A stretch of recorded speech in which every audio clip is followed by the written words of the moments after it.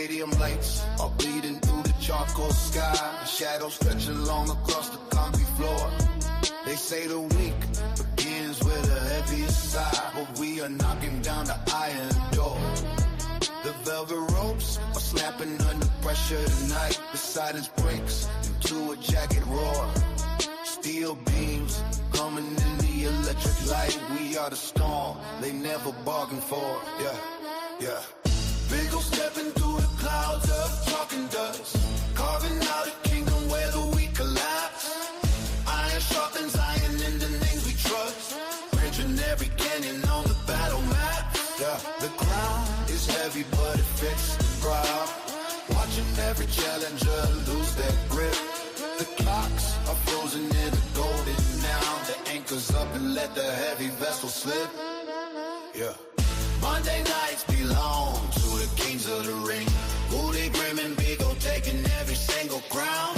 Hear the heavy metal when the rafters swing, building up a legacy and tearing it down. No more waiting for the sun to rise. We are the fire in the middle of the dark, tearing the blinkers from the weary eye, leaving every witness with a permanent mark. Yeah. Bullet grim is moving like a ghost in the gears, turning every struggle into something grand, washing out the salt of a wasted year, drawing lines of power in the shifting sand. Yeah. The bell is ringing like a funeral chime for every ghost that tried to block the way. We are the masters of the stolen time, the only ones who decide the price to pay. Yeah, yeah. Leather and sweat in the style of the fight. Gravity is nothing but a ghost we ignore. Two names written in the veins of the night, walking through the fire to the center of the floor. The script is burning in the furnace heat. History is written by the hand that hold the lead. There is no rhythm in the sound of defeat, only the thunder of the giants instead. Monday nights belong to the kings of the ring. Holy grim and BiggOh taking every single crown. Hear the heavy metal when the rafters swing, building up a legacy and carrying it down.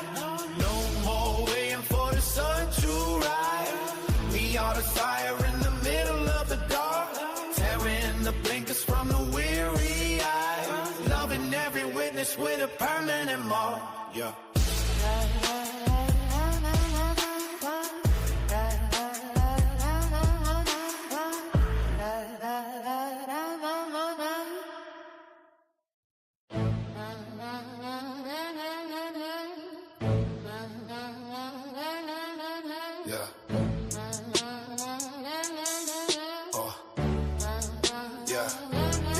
The stadium lights are bleeding through the charcoal sky. Shadows stretching long across the concrete floor.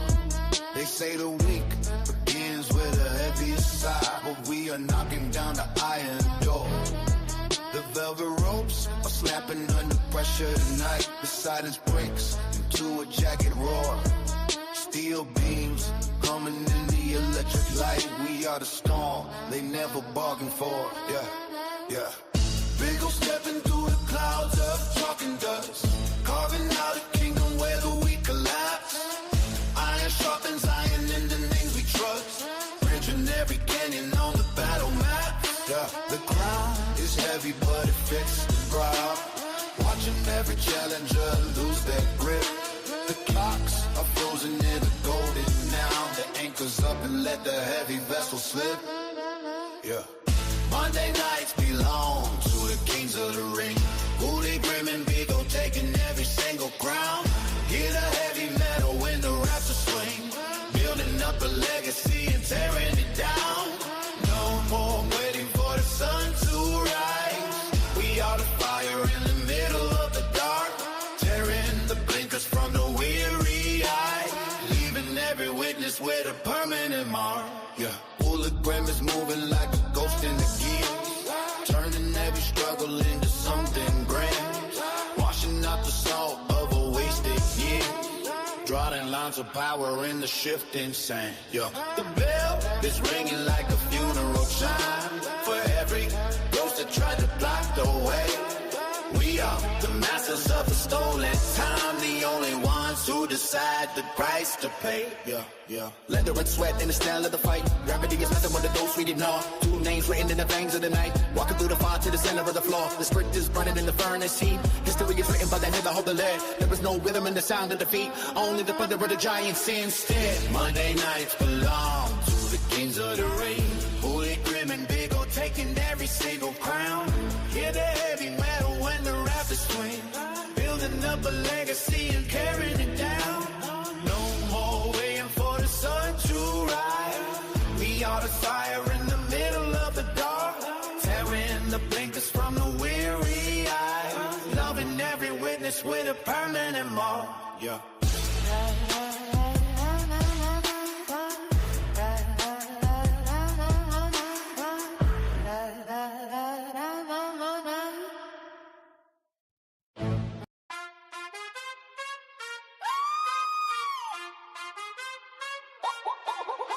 My cousin, the president, leaving so free. Beer in his hand and the word at his knee. Liquor so smooth like a sweet melody. Smoking that weed, feeling wild like the sea. Yeah, light shining bright like a diamond moon. Yeah, living so high like a rising balloon. Yeah, we got the power, we got the speed. Living it up like we plant the seed. No one can stop us, no one can plead. We're on the top, taking what we need. We got the power, we got the speed. Living it up like we plant the seed. No one can stop us, no one can plead. We're on the top, taking what we need. My cousin, the president, ruling the show. Hearing the phrase and the vibes and flow. Looking so sweet like a candy glow. Smoking now we like a rebel, we know. Light shining bright like a diamond moon, yeah. Living so high like a rising balloon, yeah. We got the power, we got the speed, yeah. Living it up, let we plant the seed. No one can stop us, no one can plead. We're on the top, taking what we need. We got the power, we got the speed. Living it up, let we plant the seed. No one can stop us, no one can plead. We're on the Woo!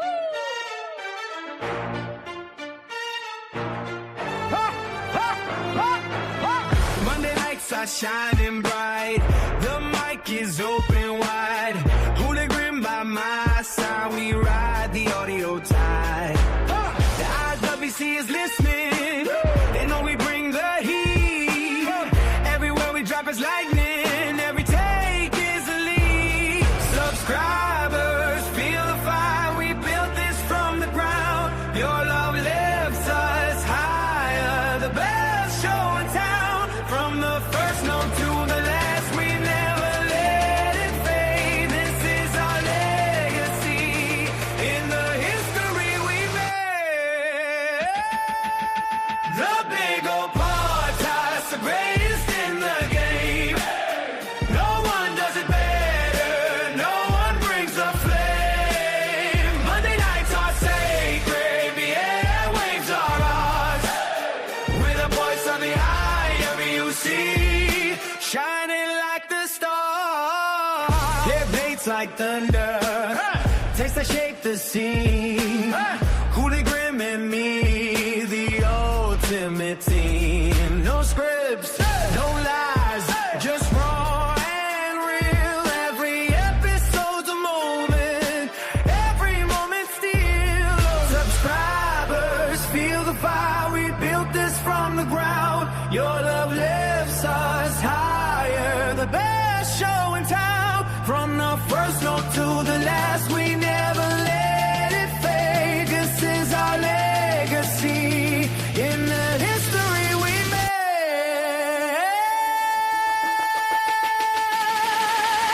The BiggOh podcast, the greatest in the game. No one does it better. No one brings the flame. Monday nights are Sacred, the airwaves are ours. We're the voice of the IWC, shining like the stars. What's up, everybody? What is going on? How's everybody feeling today? How's everybody doing, man? Julio is going to be a little bit late, but it's okay. We'll get his thoughts and everything. Look, I wanted to go live a little early today. I want to, because of course there's some things that we got to talk about. We got to talk about the recent releases from WWE, and that includes The New Day and Tonga Loa and JC Mateo and all the other stuff. Who I think Jason Mateo was a total waste in WWE. I mean, just what he could have been able to do.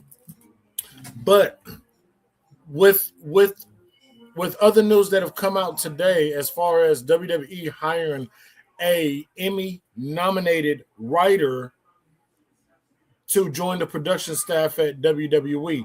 Not only that, there's also rumor that TKO called several talent and told them and asked them if they will take a 50% pay cut, and allegedly most did.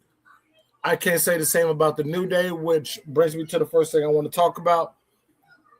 You know, you would think that the New Day were 100% lifelong lifers of the WWE.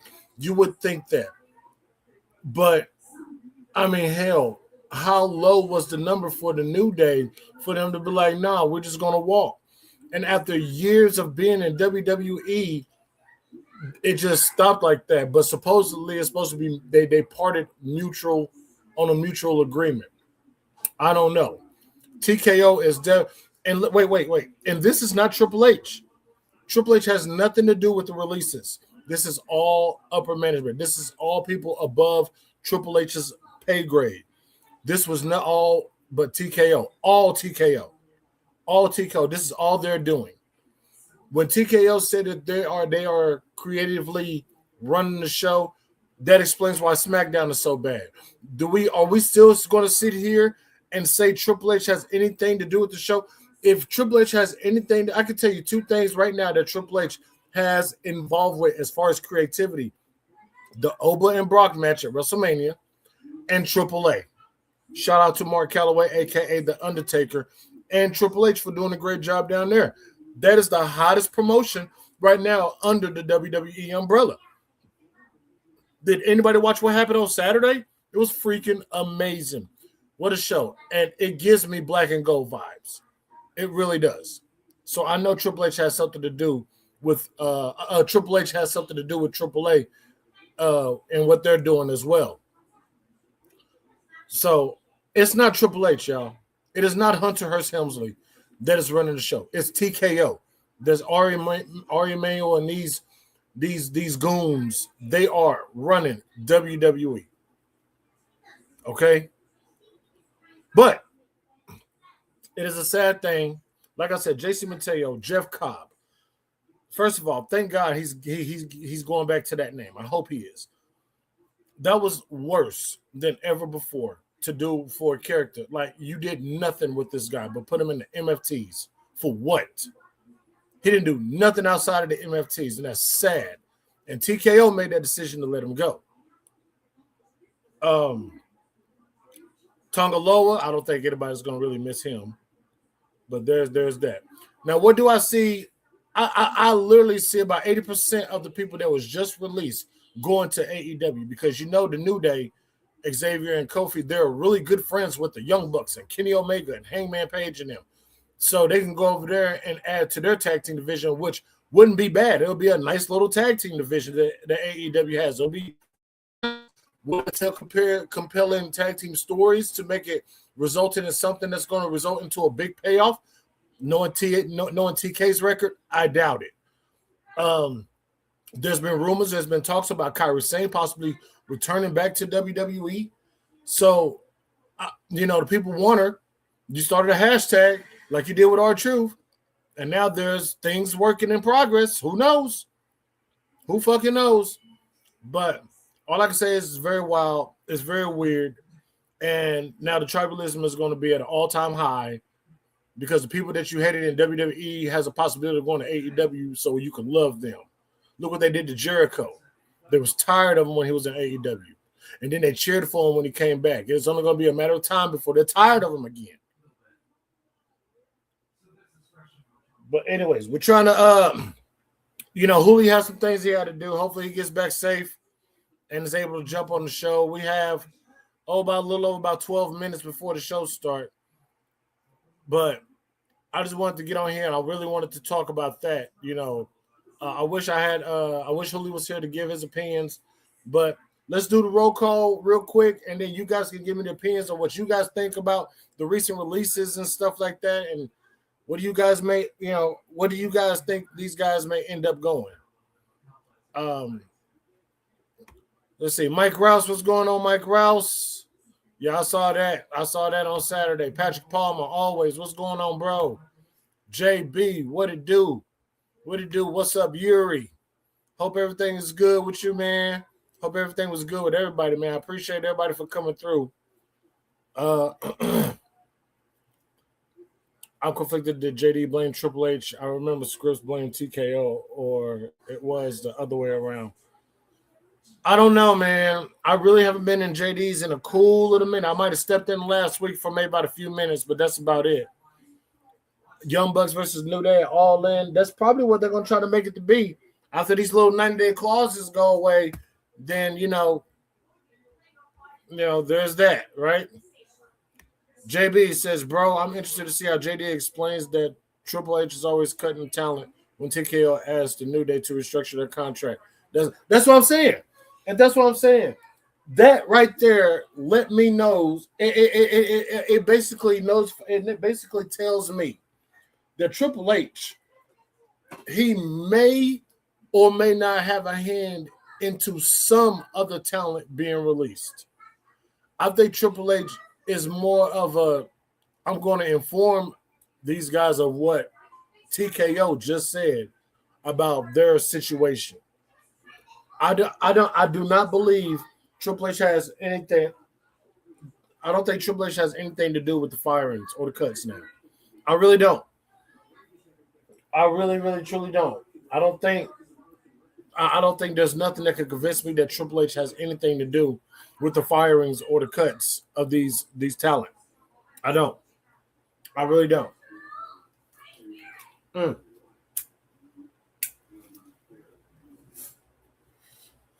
We knew what TKO was before WrestleMania. We knew what was going to happen. And see, this is why I wish WWE wasn't a partnered company anymore. I wish they didn't go public. I blame TKO before JD. There's a lot of people that pointed the finger at TKO, not because of what we see now. Not because of what we see now. It was more or less because of who was in charge of TKO and who that person in charge had a close relationship with. And I'm talking about you, Dwayne. There's always been this little theory that somehow, some way, the NOI family is going to basically take over WWE. And that may be it. It may be just a way to, I've always thought it was a way just to try to get Triple H out. TKO blame all this, TKO do all this bullshit, fuck up this and fuck up that. And then only thing they got to say is it's Hunter's fault. It's Paul's fault. It's Paul Levesque's fault. When he ain't doing nothing. The only thing Triple H is there, he's a figurehead. He's there to take the downfall for everything. Thus, what happened at WrestleMania Night 1, even I blamed Triple H a little bit. But now that and for the absolute longest, guys, I never could fathom how Triple H ran NXT Black and Gold, how he ran that so effortlessly, so perfectly, so wonderfully, but then go to the main roster and it's just bad creation, bad this, bad this, bad this. You got to be shitting me, guys. You got to be shitting me. You can see what you want to see when you watch WWE on Real and all this other stuff, but who's making the final call? I think it's TKO, bro. I think it's TKO, bro. Wrestlers with spooky gimmicks, 9 out of 10, are more over than most wrestlers. So now someone TKO can't afford this to do.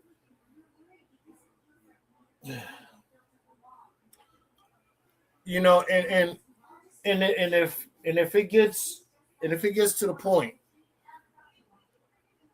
to where WWE resells the company to the Saudis just in order to get Vince McMahon back in charge, it's over. It is over for us guys. Then we're going to have to rely on shows like New Japan and TNA and AEW to throw a little bit of life into what we love, which is this professional sport called wrestling. All right, let me get the Netflix. You know, and I was telling Hologram earlier on the phone. Earlier on the phone that this new producer, this Emmy-nominated producer, you know, might want to bring sensitivity to television and stuff like that. Like, what the fuck? Talking about, I want to make Obafemi a sensitive guy with feelings and stuff. I'm done watching wrestling after that. I will end the stream and I will quit watching wrestling. And you know when the next time you guys will see me? When the Cowboys start playing. Or I start doing the Thunder games.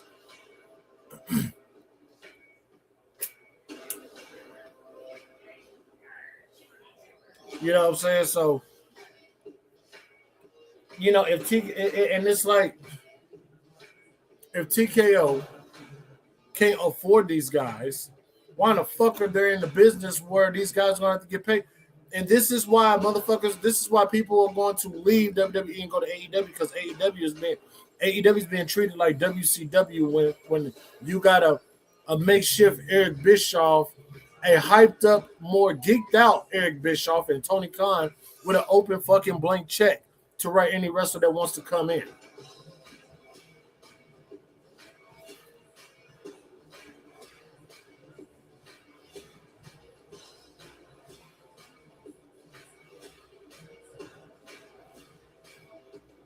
And that is for real. Oh, good. Jesse is live. Shout out to Jesse. Shout out to our smart man. But hey, we got about 3 minutes, 25 seconds till Raw start. Still waiting on Hooli. Hopefully he's okay. Hopefully he gets in on time.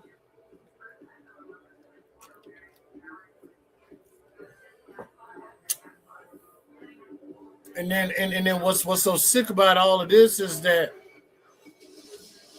for us WWE guys, it's sad because you see the potential. You see the potential, and then you know, and it's almost like like when I look at the New Day and somebody like JC Mateo, and I look at those guys right there, or should I say Jeff Cobb, they are going to AEW because all of the executive VPs and all the other stuff, they are friends with these guys. I'm pretty sure Kenny Omega is talking to Xavier and Kofi right now.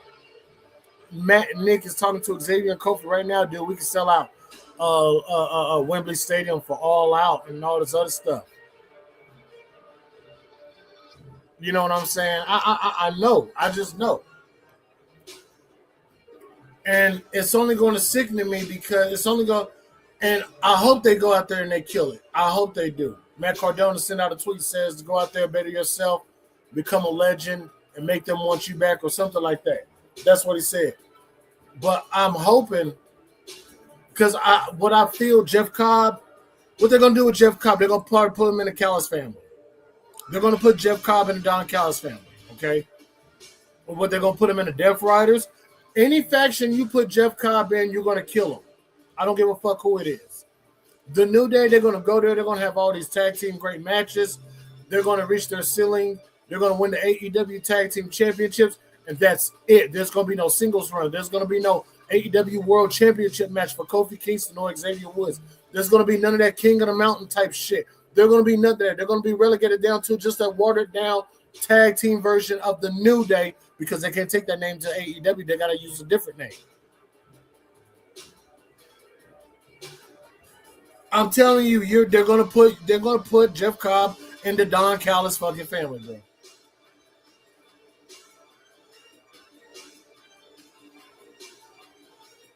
I'm telling you. So, and you know, you got the members of the Wired Six. Ain't no telling where they're gonna lead to. Who else? You got Santos Escobar. Hey, why not have Santos Escobar go find Andrade since he won the Global New Japan Championship? You can have a feud with that. But somehow, none of these guys are going to reach their main potential in AEW. They're more likely to do it under AAA, which is up under WWE. But I don't know if you can have a different contract with them. They're more to do it in TNA, and they are definitely more to do it with New Japan. But you got to deal with AEW if you're part of New Japan. I'm just saying. Tell me when I'm telling. Stop me when I'm telling lies.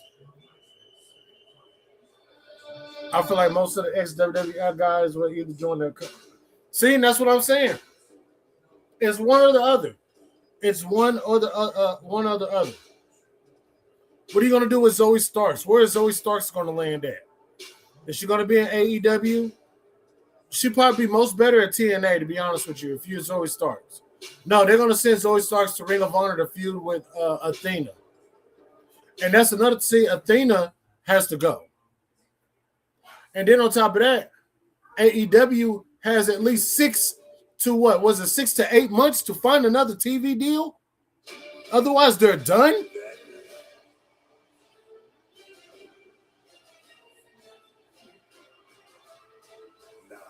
I would rather for them to go to MLW, Yuri. Anyways, I mean, Jesus. Y'all make sure y'all hit that like button, man. Step the hell on that like button, man. It's time for Monday Night Raw.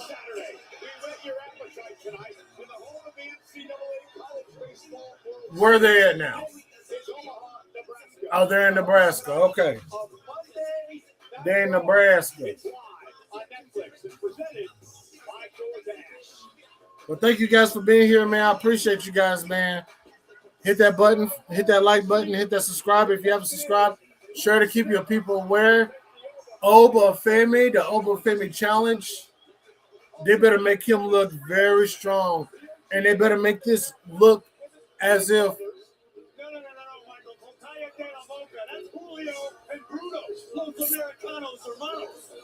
anyways, you got American Made dressed up as goons. Here's Sol Ruka. And if you got a Sparky, you know what I like to say and all the other stuff. Tag team match, Penta and Javon Evans versus All Ego and Rusev. All right. All right. And we got the contract signing. Is that yours? They're gonna have 6. It's like 6 to 12 months. It's like either 6 to 8 or 6 to 12 months, or else they got to find them another TV deal. Because Warner Brothers ain't having it. Warner Brothers is not having it. They're gonna go to Paramount. No, they're not gonna go to Paramount. Paramount has some kind of enclosure deal with WWE. Roman just entered. Alan Pierce is trying to talk to Roman.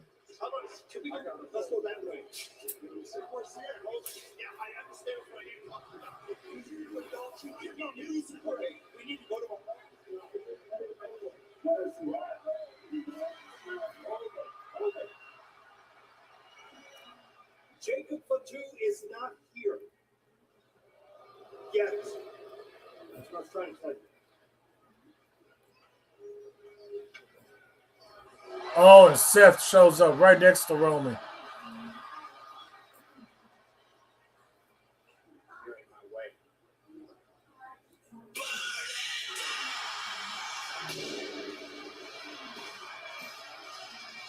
Are they going to go towards Seth versus Roman for the world title?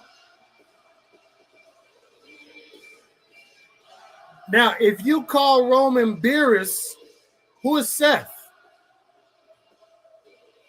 Who is Seth? Seth needs a name. He's not Weiss. Seth Rollins with the all black on, man. So it's definitely a different look.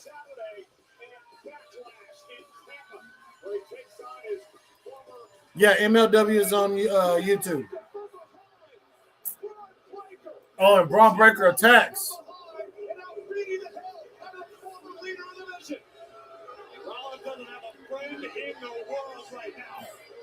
And that's what this story's been built on. Rollins has no friends.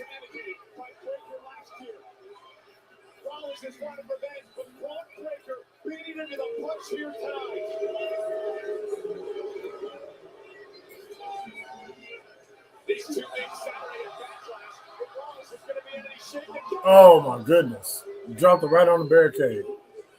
On the soft, cushy barricade.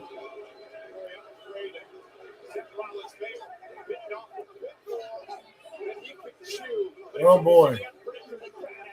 Should Braun Breaker win this match? Or should it be a thing of Seth winning?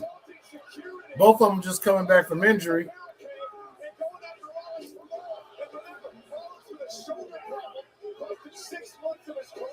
Yeah, you know, sometimes I don't know what set of eyes JD is watching wrestling on.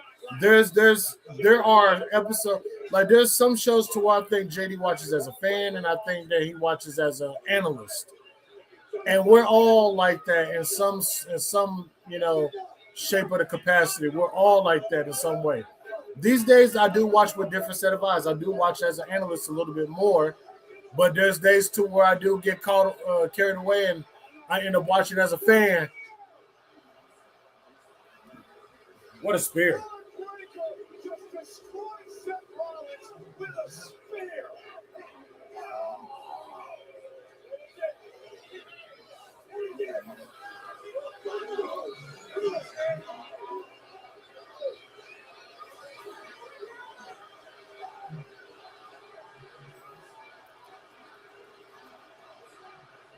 Crowd is chanting one more time.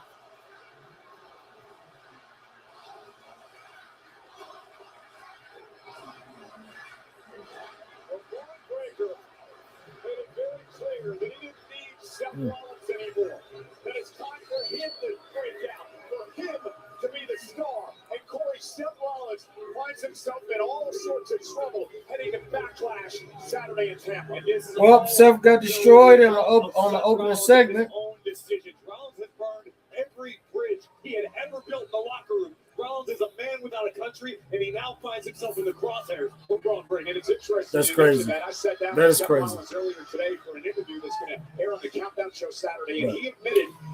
Anyways, how was your day, man? And he has got to deal with it on his I'm struggling to figure out who would be Gohan, Piccolo, and Krillin. Perhaps be some trouble in paradise for the Judgment Day.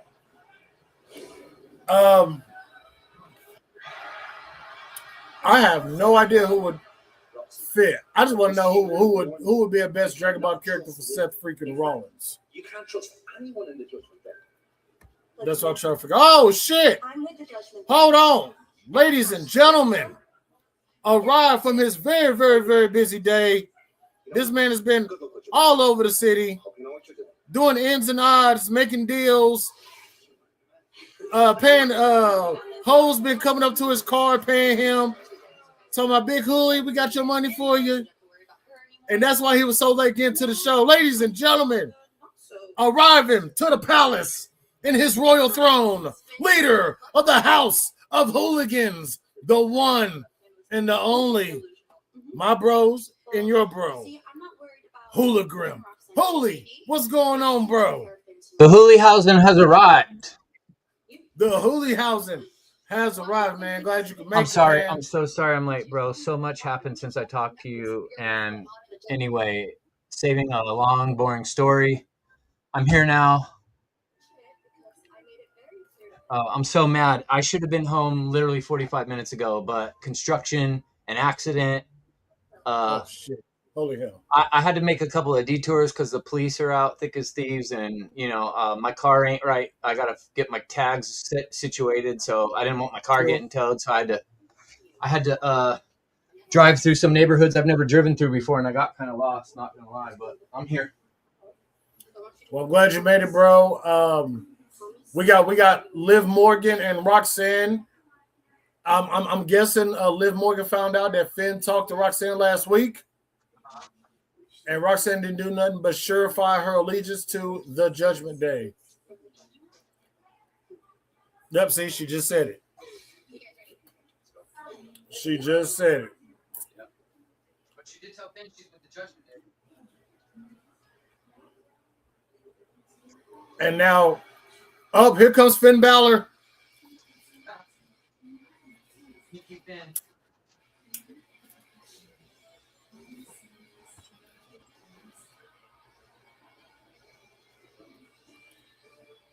Yo, Hooli.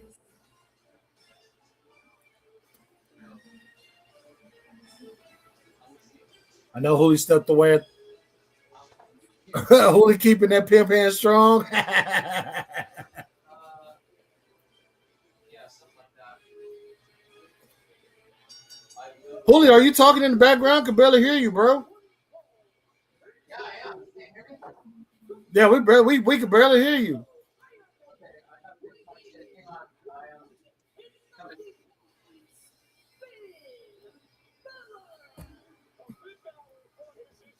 Sorry. You're good. You're good. You're good. You got Raw on? Do you have Raw on right now?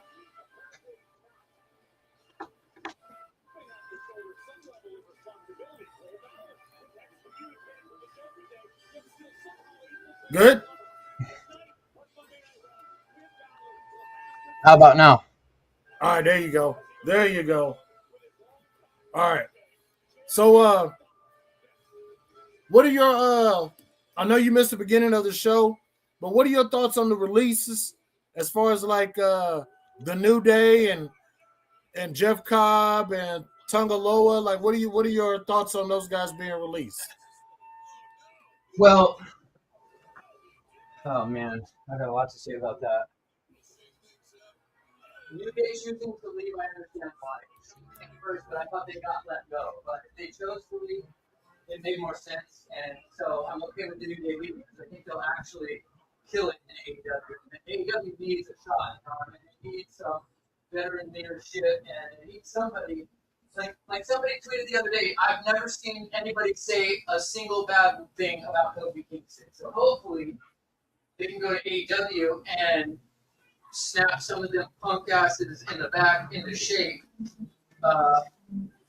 And maybe they'll get along better personality-wise than, CM Punk and Fair Solo trying to get some of the guys in the back to conform. But we'll see how it goes. I like their chances. I like that they've got a good tag team division in AEW. WWE seems to say fuck all the way off to tag team wrestling in their company. I don't really know what they're doing, but New Day's good. The MFTs makes no sense because of the MFT storyline. I don't know why you would get rid of half the faction unless you're bringing new members of the faction in. Jeff Cobb should have never been part of the MFTs. He has nothing to do with the bloodline. He's just Hawaiian.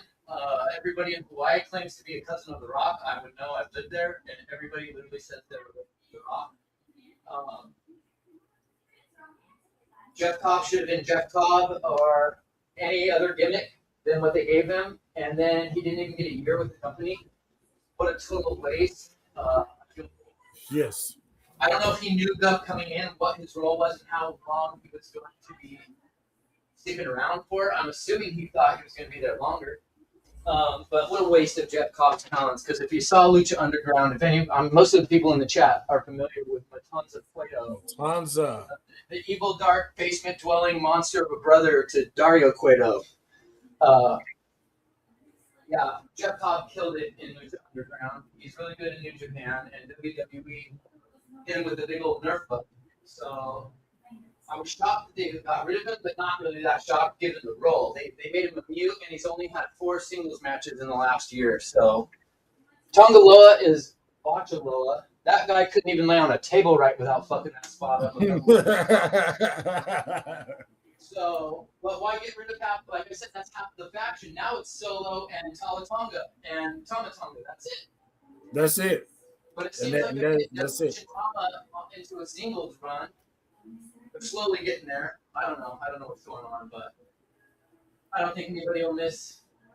Unfortunately, nobody got to see and learn who Jeff Cobb really was in WWE for the fans and missed him. So he's not going to be missed by the WWE universe, other than the people that wanted better for him. So I don't know if it goes to AEW or New Japan or where, but I'm assuming he'll go back to New Japan.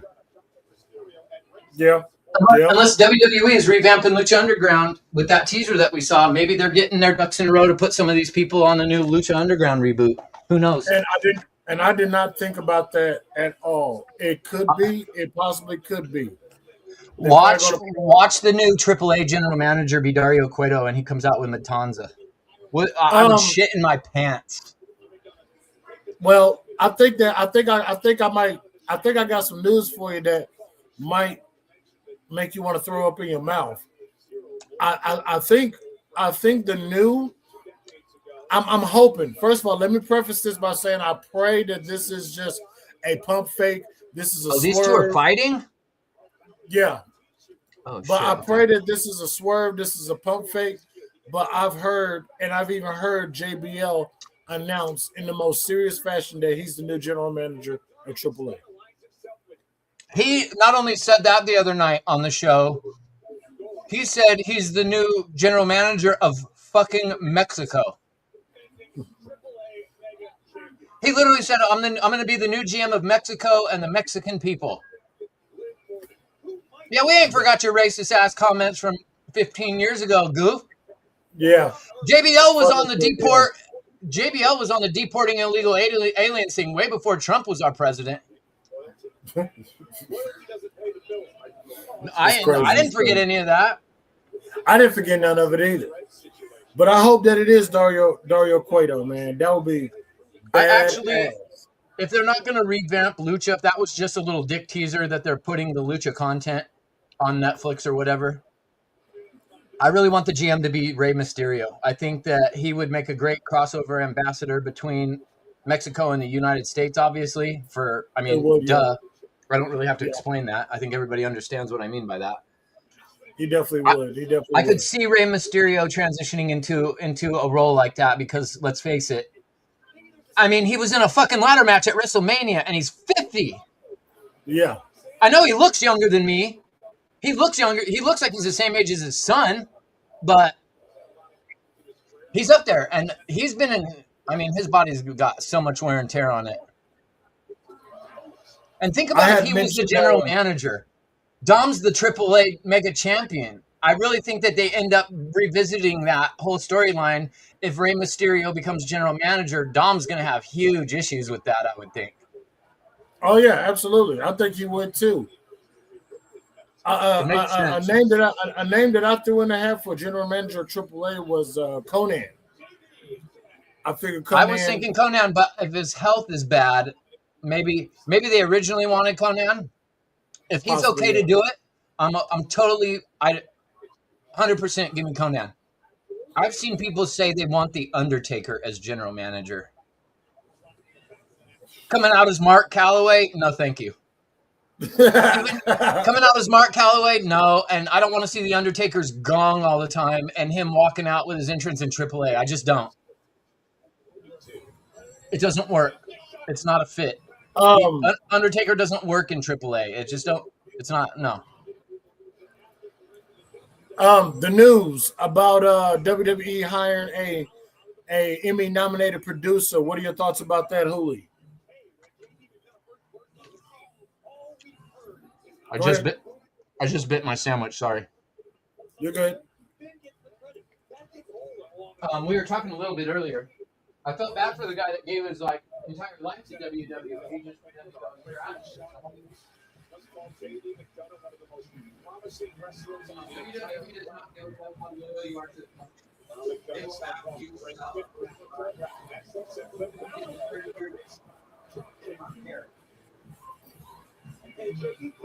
It's terrible.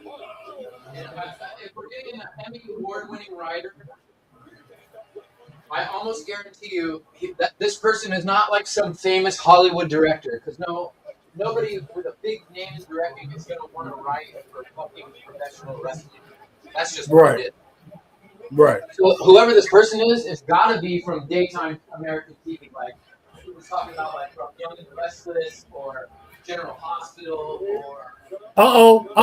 Here comes Roxy. Here comes Roxanne to the ring. Roxanne Perez is headed to the ring. Good Lord, what she got on this. Oh, my God. And we got 7 ads.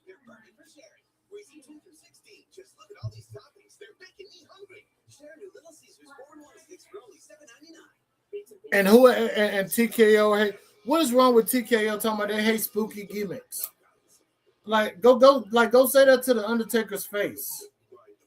Go say that to the Undertaker's fucking face. Didn't you say the new writer that they brought in used to write for Saturday Night Live? And they did American Idol too. Yeah, so we're going to get comedy segments galore. I'm assuming they're going to be this person, that producer specifically, is probably going to be in charge of the comedy aspect of the writing, I would think. Again, I pray to God I'm wrong, but how about some of the talent that's not being used? Have them. How about you give them a chance and see what they can book wrestling wise, and maybe we get some better shit coming from the actual fucking wrestlers who hang out with everybody backstage and know all the gimmicks. Yeah. I'm not opposed. Is anybody opposed to that in the chat? Then again, give me a couple of the wrestlers that ain't getting no TV time, that's on the brink of release. Give me LA Knight. Take some of your top guys, go to each one of them and say, write me a storyline for so-and-so and so-and-so for next week. Let me see what you can come up with, and pick the best idea out of everybody you asked to do that. I guarantee you any one of these talents will be glad to write a fucking storyline for one of the talent. I bet they could write a better storyline than anything these Emmy award-winning producers are giving us. I know that. See, they think it's soap opera. You know, this is supposed to be sports and entertainment. And I swear, I'm telling you, if they fuck up these new award-winning Emmy-nominated people, whatever, if they fuck up what we got going on, I mean, they already done put the shit show to WrestleMania. You know why they brought in an Emmy award-winning writer also? Because they're literally going to force WWE to make us do a thing. We're going to get like a Danhausen versus Stephen A. Smith type of thing at SummerSlam. Oh, hell no. TKO, Ari Emanuel's already said he wants Stephen A. Smith to be part of SummerSlam.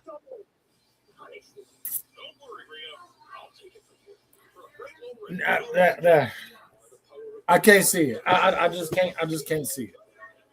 Hey, Ari Emanuel, I've been a lifelong WWE fan. Does that automatically qualify me to be part of the fucking show? Facts, right? I've been watching as long as Stephen A. Smith has. 30 plus years I've been a fan of WWF, WWE, the Attitude Era, the Golden Age era, whatever era you want to talk about, I've watched and been a part of. Oh, here come the rest of the Judgment Day. Huli, you got to let me know where you at so I can sync up with you. Yeah, I'm getting there. I accidentally closed my shit. One day I will have a setup and it will be great, and none of these technical issues will happen. Even Liv got the cakes out.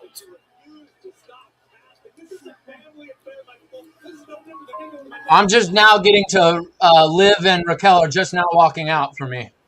Okay. Her ass just walked out by itself. Liv Morgan's ass just walked out on its own without her. Holy bottom drop, Batman. Sheesh. Oh, yeah. Yeah. Bend over like that and lean up against the ring. Yes, do that. Oh, my God. Oh, look at Roxanne. She's got the same thing on, but leopard print. Is there wrestling happening in the ring? I can't tell. Huh? What happened? I'm sorry. I don't know. Apparently, we're supposed to get a wrestling match, but I'm not seeing it. Oh, yeah. Finn Balor and JD McDonough is wrestling. I'm sorry. What did you say about Liv Morgan's perfectly shaped buttocks? I don't know. Right now, I feel like I just want to go run and catch Roxanne in the forest somewhere. I want to go catch Roxanne Perez like a Pokemon. Chat. I just want to do the chat. This is all I'm thinking about right now.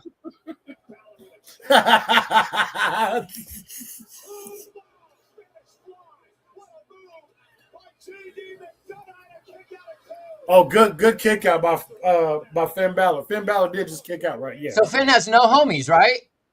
Finn has. Oh, he landed wrong. He landed wrong on the Spanish Fly. He did. Looked like he almost landed on his neck. He did land on his neck. He's even holding it. Watch. Oh, he got his arm. He got his arm and his elbow. He's good. That's how good Finn Balor is at making shit look like he's really injured.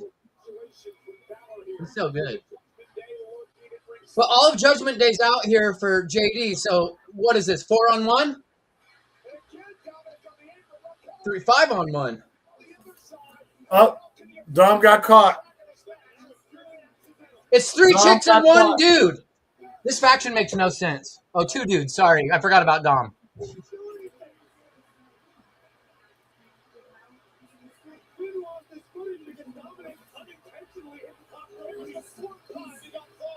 You're out. You're out. Bye-bye. Bye-bye. Now we have nothing but ladies out there. Bye-bye, Dom. Goodbye, Dom. Bye-bye. Oh, my God. Look at Liv. Oh. Liv looks good. Liv, I'm sorry, but you're in the wrong industry. Sling Blade by Balor. Damn, Roxanne looks so good. Do you think Roxanne is turning on the Judgment Day tonight? I don't. Nah. I think it's too soon. Because she's going to get, if she turns tonight, she's going to have the Judgment Day coming for her. Damn, Liv. Oh, my God. Cameraman, zoom in. You zoomed in on Finn's crotch when he used to stand up there. Zoom on Lynn's ass. Zoom on Lynn's ass, please. Yeah, you're bullshit.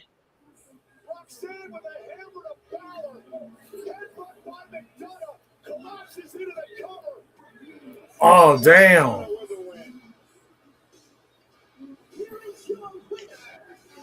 Wow, thanks a lot, Roxanne.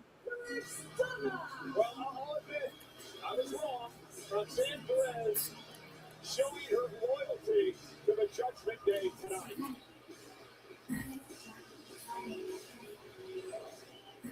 Take a look at this. Liv Morgan passing the hammer. So they're going to go through this ordeal where Roxanne is helping screw Finn Balor, but she looks like she's feeling guilty, yeah? Yeah. I agree with that. I think eventually her guilty conscience is going to get the better of her.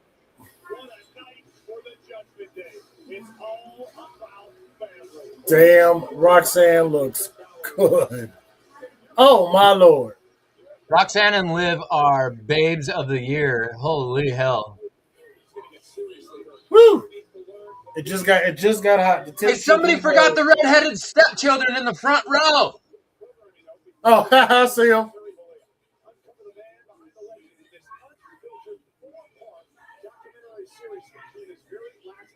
Yeah, sit down, kids. Sit down. That's right. I'm sorry, my kids look like that. Oh, there's a kid picking his nose on the right. Oh my God. The little teal muscle shirt. The basement dwelling virgins. Hey, we got some Hulk Hogan content. Well, let's see. We're already 30 minutes into the show. I think it's time to spark up. You could zoom in on Finn's crotch entrance every week, but you couldn't zoom in real quick on Liv standing up there on the apron like that? That's crazy. I want to watch this documentary just for the sound bites that Bret Hart provides. Oh yeah, he gives some good ones. I've watched it already. What? I didn't get another ad. I'm right back to Jackie Redmond. What's that? Oh, typical Braun Breaker spirit.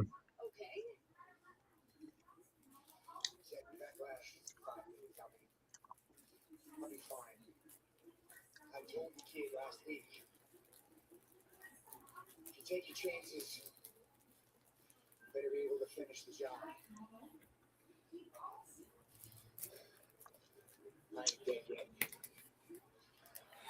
I will be live. That's my saying. Hey! Gimmick infringement! I think we got a cease and desist letter coming to WWE. Fuck you, Seth. That's my catchphrase. I ain't dead yet. Looks like WWE's been watching our show. They heard you said it was like, hey, let's use that.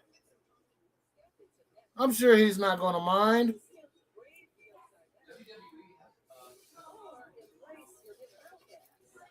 But yep, I'll be live this Saturday for Backlash.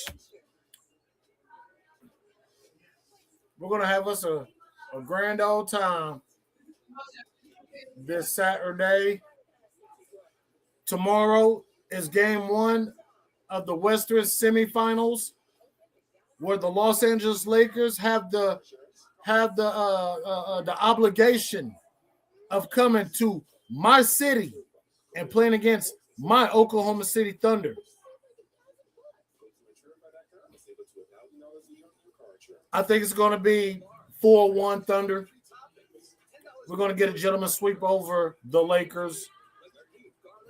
Lil Whiny James and the rest of his crew. That's what they're calling the Three Brothers now.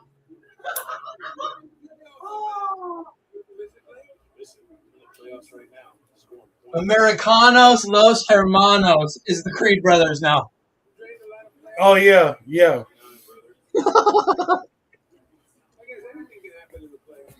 I do love the fact that WWE is capitalizing off of this AAA storyline with both Americanos, Chad and Ludwig Kaiser. I appreciate that they're kind of combining the storyline with the other promotion, which is a nice little touch. Good job on WWE for that. I'm dealing with ads right now, so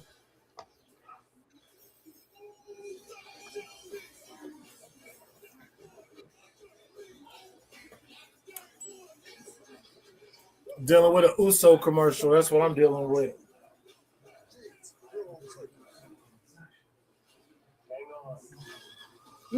I like how Ludwig and company have rallied the Mexican fans in AAA, but they get booed here on Raw. But then Chad Gable comes out and he gets cheered, but he gets booed down in Mexico. Yep, the story of two promotions. I cannot wait for this match. I'm more excited for the Mask versus Mask match than any match they advertised for WrestleMania.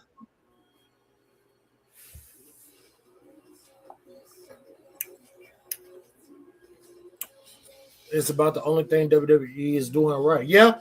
Oh, he can attack him here in America. That stipulation was only for AAA. Yeah, he can attack him in America. Okay. Is that what's going on? I got asked. Yeah, he said here in America I can do whatever I want to you.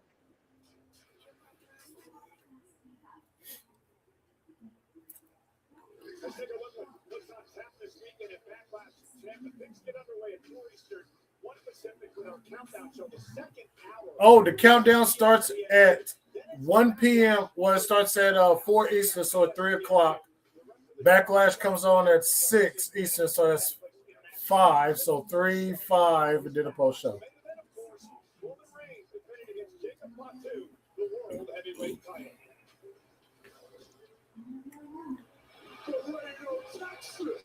Who has a mash fetish, says Yuri. What up, JV? What up, Yuri? What up, Mike Rouse? Patrick Palmer. Sorry, I didn't acknowledge you guys when I Julius catching up. He was catching up. Don't worry. You catching up, bro. Yeah, it's been a day. I can't believe I was late. I'm so pissed. Sorry, you have business to handle. You got to make sure your business is handled. If I would have just come home after I got my rent check, I would have been on time. But I hadn't eaten yet, and it's like 80 degrees outside, and I was feeling kind of woozy. So I had to grab something out the drive-thru, and then I realized that I don't have a vape either, so I had to hit the vape store. I should have just left the vape shop alone. I would have been here on time. You good? You good? All right, we got the Roman and Jacob promo going on. And then I'm the one that's fucking 40 minutes late, so yeah, go figure. Yeah, you good, bro. You good. What's up, EJ? Yeah, that's it.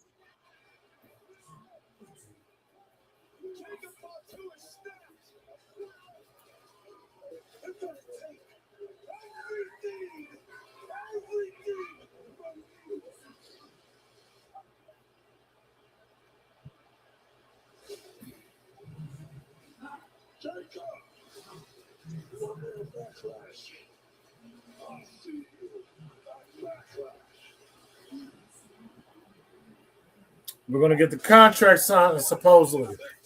But Jacob ain't there. Jacob ain't there. Deal with my reborn baby. She keep going off. Yo, Eddie, what's going on, Eddie? Shout out to EJ. And a shout out to Eddie and Patrick. And ladies and gentlemen, shout out to the GOC of the IWC. Guardian is in the building. What's going on, Guardian?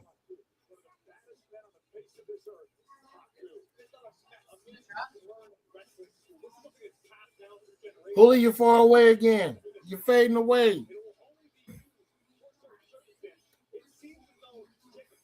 Eddie, tomorrow, hey, today's great. Today was a great day, but tomorrow is going to be what it's all about.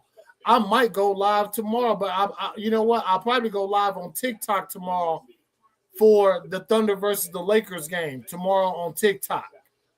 So that's probably when I'll go live for the game tomorrow, so I can get all these Laker people. Somebody beat that redheaded kid in the front row. What happened? Who did what?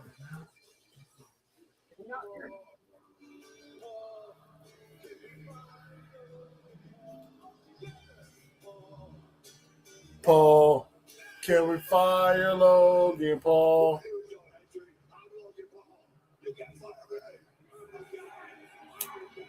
I'll be watching the game and NXT when I get home. Oh, that was dope.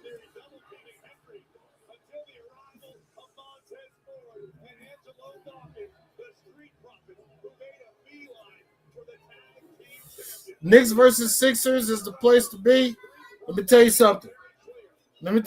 Guardian. You got a good handful of people picking the Knicks to be in the NBA Finals. This is their true test. This is their true test right here against the 76ers. Boston had that series won until Joel Embiid came back. And then Embiid just took over that series. That's first and foremost. Now the Knicks, who shouldn't have even gone to as many games as they did with Atlanta. In my opinion, the Knicks barely squeaked by. However, if the Knicks can get past the 76ers, they don't have to worry about the Cavaliers. They don't have to worry about who else was it? Detroit. Because I think the Knicks can take care of both of those teams. Now, since the Celtics are gone, I had my OKC Thunder versus the Boston Celtics in the NBA Finals this year, just like I wanted last year. But I didn't get that. We got the Pacers instead. It's got to be OKC versus New York. It's got to be. We got to worry about the Lakers. That's going to be fine within itself. And then we're going to either have to worry about the Minnesota Timberwolves or likely the San Antonio Spurs. If it's the Spurs, it's going to be a 7-game series. If it's the Wolves, it's going to be done in 5. And then we'll see whoever in the finals this year.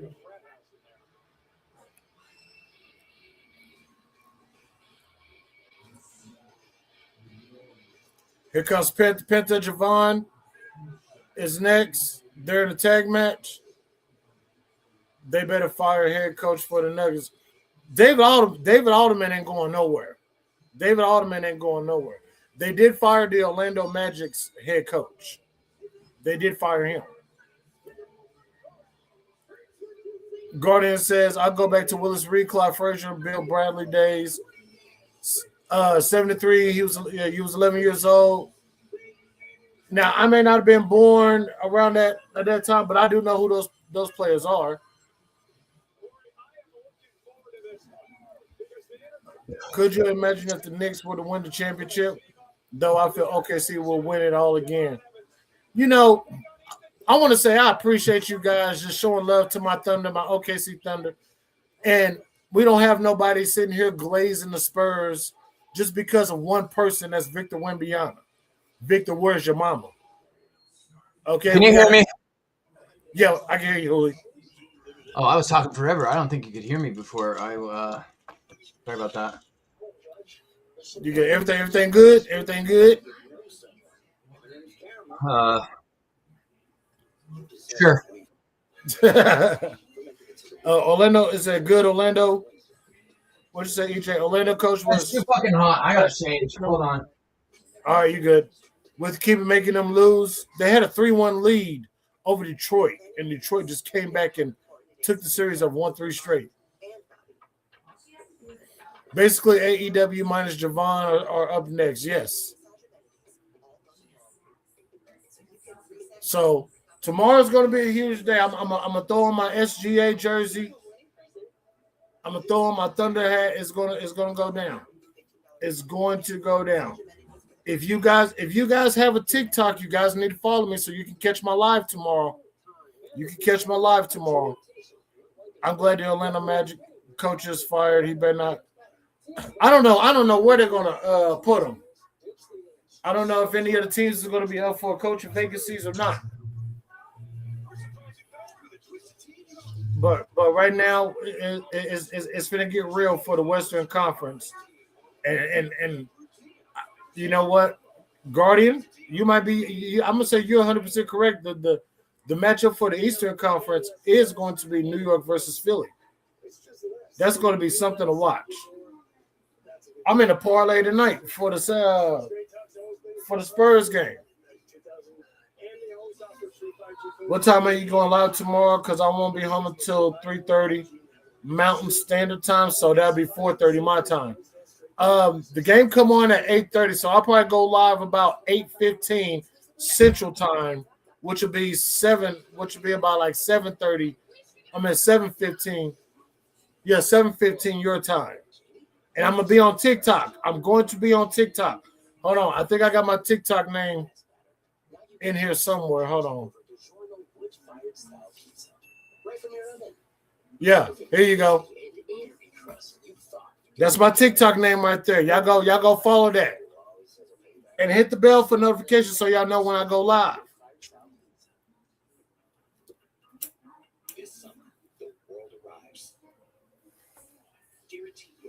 I got all my content up there. I don't post daily. I post like the thumbnail on TikTok for our watch-alongs and for the PLEs that we cover. I do that. You might see a wacky video or two.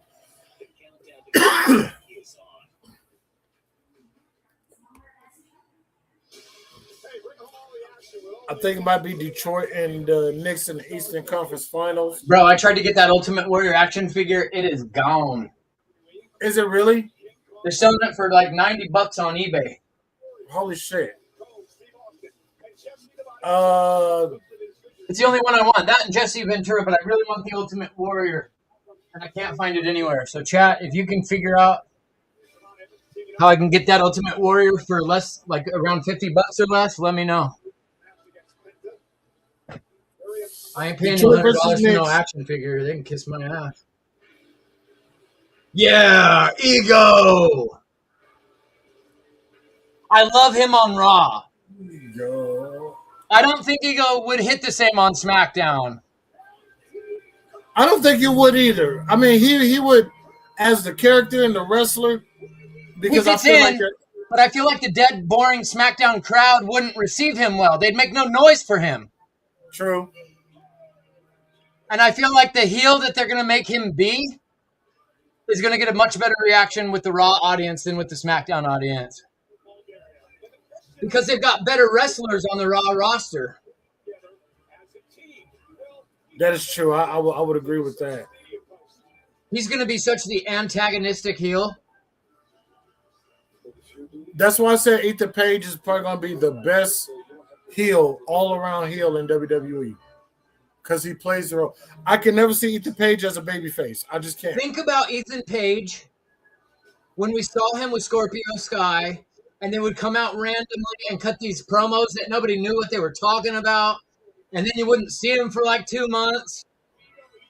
You'd see him like months later, and they'd come out and cut some other nonsensical promo, and then you'd watch like Scorpio Sky in a random match with one of the best friends, and then you wouldn't see him again for months. True. It took me some time to get used to the sight of Ethan Page in NXT because I don't originally look at Ethan Page and see WWE, but now that he's had a run in NXT, his debut on the main roster, now I look at him, I'm like, oh yeah, he belongs on Raw for sure. And you know what, and not to pull my little tribalism card, but I'm going to. Fuck y'all, it's my show. I feel that Ethan Page fits more in WWE than he ever did in AEW. They're going to use him better, I believe. They have too much. AEW has too much talent. And see, they would have offset that had he gotten Ring of Honor running on a regular basis. They would have put a bunch of guys and girls over there to offset the bloatedness of the AEW roster, right? It wouldn't be so bad. It wouldn't be. But you know, that year's worth of Ring of Honor pay-per-views, and then I guess said, fuck it. But that leads me to a question, Hooli. Have you heard the rumor about Warner Brothers? Basically, AEW has like 6 to 12 months to find a new TV deal. So shout out to Nick Lopicolo on Twitter. That guy busts Tony's balls every chance he gets, and it's every great. Chance. It's great. He's checked so many he's checked Meltzer this year. He's checked Tony Khan. He's literally putting all these geeks in their place, and he's coming with receipts. And I saw from him on his Twitter account, which is what I was saying, even when a lot of upper echelon IWC podcasters, I won't say any names, was talking about AEW coming with a deal. I remember being in chats saying, well, what deal? If there was a deal, we'd have a fucking deal. He would have announced it. They are 7 years into their company. No deal. No deal's ever been announced. What did we say like 3 years ago when he started talking about TV deal? Now, this was before WWE got bought out by UFC and they became TKO, and then they kind of horned in on the Warner Brothers aspect of things and snuffed AEW out, right? Right. Nick Lopicolo says they didn't have no deal with no Warner Brothers. They never inked a deal. Tony would have mentioned a deal the second he had one because that's how Tony is. That's how Tony is. I don't want to misquote him, and I'm not saying verbatim what he said, but basically Nick was saying there was never a deal. He called Tony Khan out and said, why don't you tell people that there wasn't a deal? Why are you telling people there was a deal? He thinks that AEW is going to end up on YouTube, and that's what I've been hearing, is that Tony Khan is saying that until they get a deal, they're thinking about jumping over to YouTube, which is going to be their permanent home because unless he takes some low budget cable channel that nobody has on their cable package, I don't really see anybody signing AEW to the money that Tony Khan is going to want. Because if you look at the ratings across the board, especially for the last 3 years of AEW, they're going to look at the first 3 years and the second 3 years of ratings, and they're going to go, wait a second, you were on fire and we would have taken you in your first 3 years. What the fuck happened? You fell the fuck off. We don't want to pay for this. You got 600,000 viewers. Why do we might as well just, if you're the cable company, you might as well just flush money down the toilet. What are you getting in return?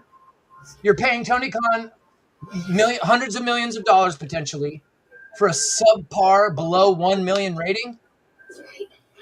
Selling for less. So every week you're losing money on top of paying Tony Khan money to pay his wrestlers. Yeah. Chat, But it's okay though, right? But it's okay though, right? Because Tony Khan has a blank check to where he can sign wrestlers to whatever they want.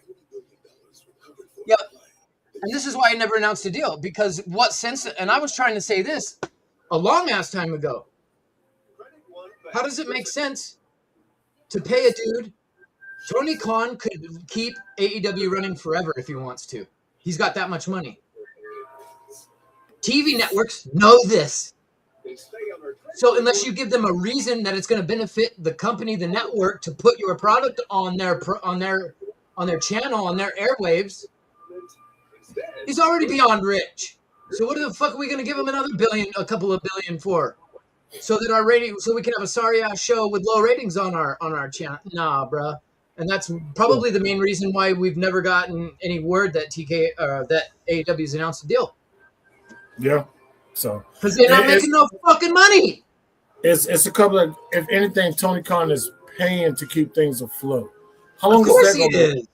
How I bet long he's is that bleeding millions. I bet he's bleeding millions per month. I bet you. How much you want to bet? It would surprise me.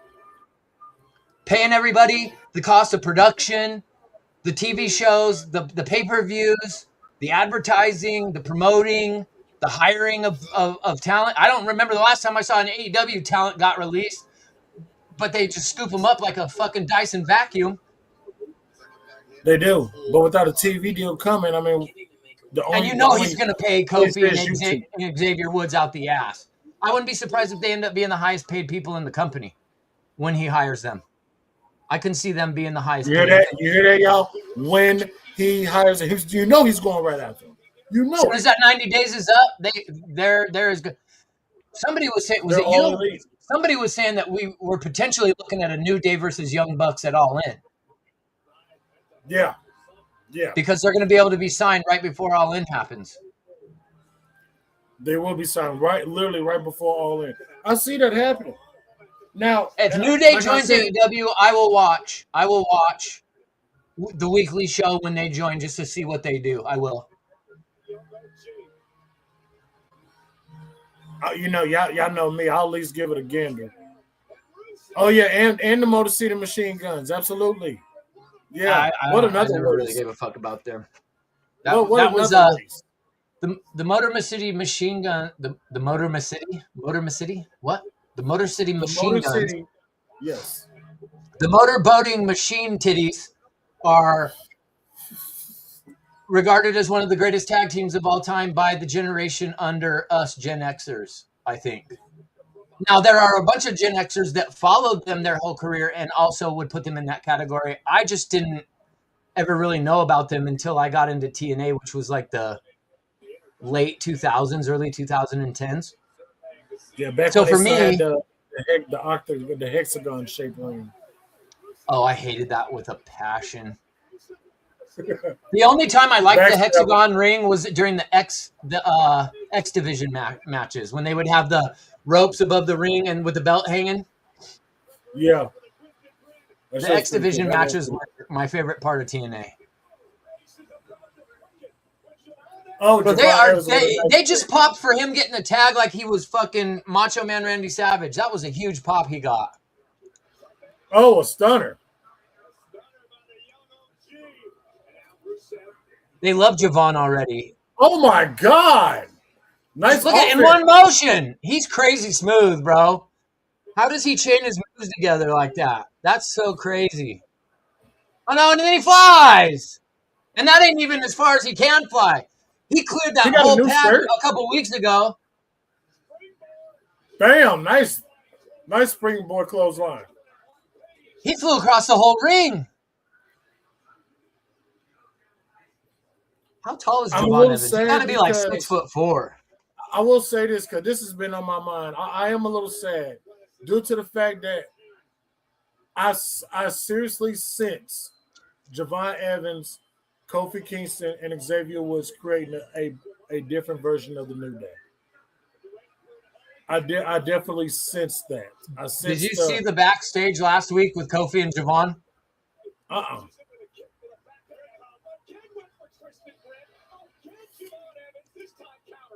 Before Javon's segment last week, maybe it was 2 weeks ago,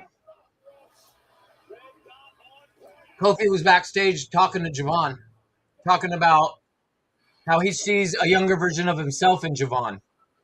And that's when the rumbling started. Hey, are they going to bring in Javon to maybe be the third member of the Judgment Day?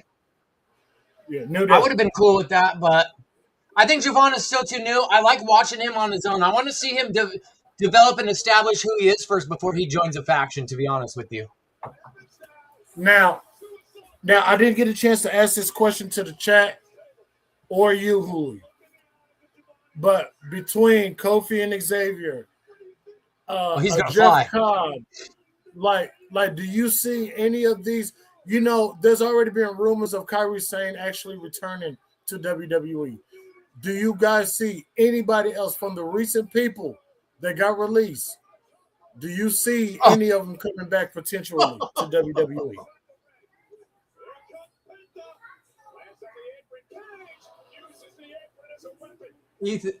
Ethan Page is slimy, bro. He came out of nowhere. I thought Javon was going to smash Rusev through that table, and fucking Ethan Page sent him to the floor. Damn. And then he pulled the fucking apron out from underneath Penta's feet.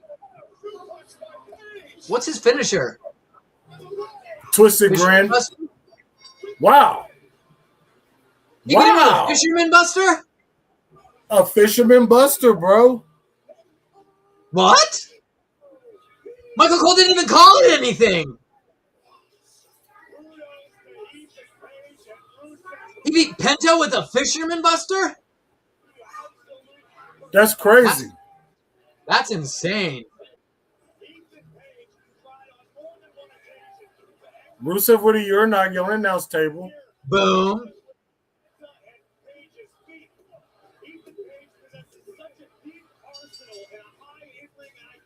Was that the Twisted Grin? Nope. The Twisted Grin is a Matt Hardy twist of fate. So did Penta get injured, I wonder?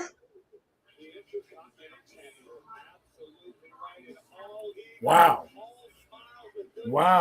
I kind of dig. Are they in Nebraska? Because the guy says his shirt says Omaha 316. Yeah, they're in Nebraska. That's my hometown. That's where Hooleyhausen was born, baby. I'm sorry about the red. I'm probably related to the redheaded kids in the front row, to be honest. My dad's side of the family back home is huge.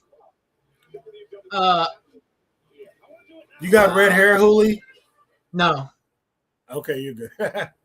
You're a ginger under there, Hooley? No, my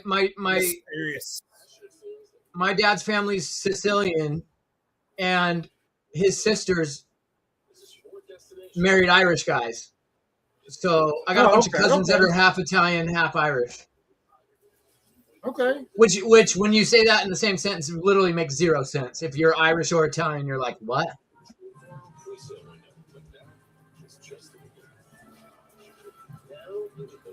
By the way, in more news, did you guys hear about John Cena showing up at Backlash this Saturday?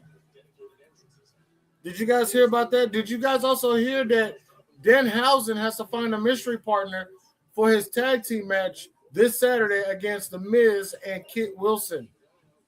Now, how awesome would it be would you be okay with this? Because this person's not ever really known for comedy, and it would be something not real. It would be something way out the box, even for him. What if you brought back Kevin Owens? I could see Danhausen somehow. It wouldn't really take much convincing for Kevin Owens to want to smash The Miz, I would think, right? And Kit Wilson. I think that would be a hilarious way and something totally unexpected that nobody would see coming if that's how they brought back KO. Not to continue a feud upon his arrival, but just for like a one-off and bring him back in. For Danhausen to recruit KO to just come in and smash The Miz and Kit Wilson, I think would be amazing. It would be hilarious, too, to see that. How likely that is? Probably 0 out of 1 million. But I think it's John Cena. I get the Cena thing, but it's like if it's John Cena again, like no offense. I love Cena, but I don't want to see him. It was cool to have him at Mania for the host. It was like, okay, I didn't want John to be gone for 5 years before we saw him. So having him at Mania in a small spot was cool. Why is John Cena doing a Chime commercial? I don't know. I got JD McDonough and Dom in an interview. I got ads. Lord have mercy. But I think it's going to be John Cena that's going to be his partner. See, we're never going to miss him. They're going to expose John Cena, and he ain't even active in the ring anymore. People are going to get tired of seeing him be the host.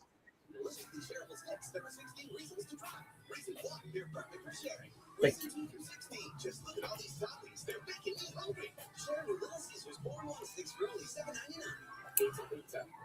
I got 3 more ads. Oh, Byron's stirring the pot. He asked about the interaction with Roxy and Finn Balor, and if they can really trust her. And Dom's like, I can answer that. Mm-hmm. He snatched the mic from Byron. Hello. He just called him Pin Balor. Dominic called him Pin Balor.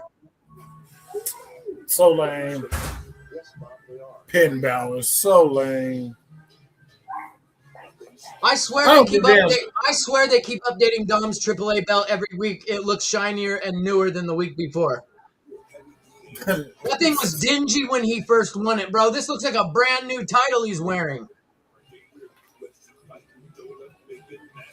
I got the doggone ads. They're showing Dodge Ram commercials. I wonder if WWE redesigned it. Well, you could buy the AAA belt on WWE Shop now. I know you can buy all the merch. I'm gonna get some AAA shirts, I think, at some point in the summer. I can't wait to AAA next week, man.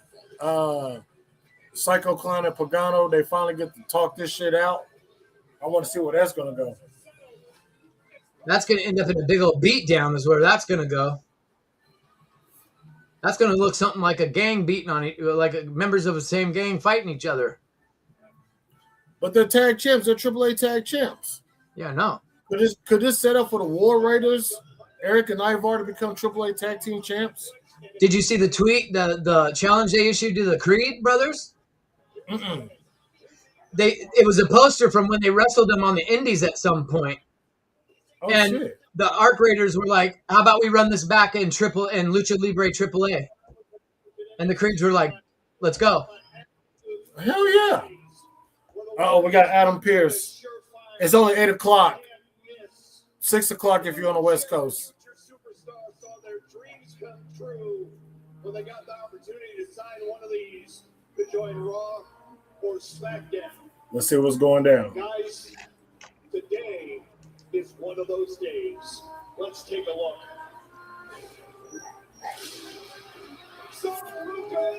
Talking about Sol Ruka. Hey, if anyone has ESPN Unlimited, and me and Hooli do, and they plan on rewatching WrestleMania 42, they edited out CM Punk's original Ring of Honor theme from AFI. They did? Why? Do you know how fucking authentic that was when he came out? I guess you had to be there to experience it. And if you missed it, I'm so fucking glad we saw it live then. If I didn't get to see that live and I missed the AFI entrance with the song, That was an epic for CM Punk. Him being in that little movie where he's on top of Allegiant Stadium with the title on the roof, and the wind is blowing, and you hear the AFI song. That was an epic entrance. I'm not gonna lie. So yeah, so for us to have it live was that much more fulfilling. For as far as the whole overall aspect of the entrance and night 2 of that night.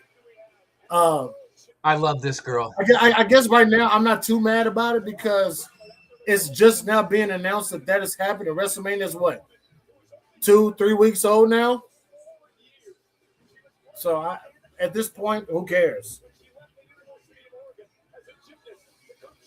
503 Oregon represent Soruka, Oregon Duck alumni.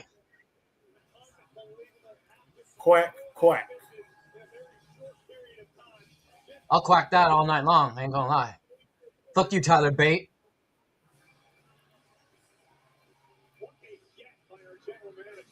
Fuck you 3 times, actually, Tyler Bate. Soruka, Liv Morgan, and who was the other one? Lola Vice.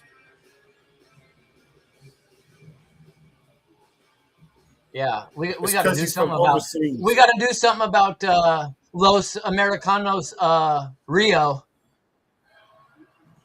Is he Rio or is he Bravo? He's Bravo. Yeah, Rio and Bravo. Yeah, he's Bravo.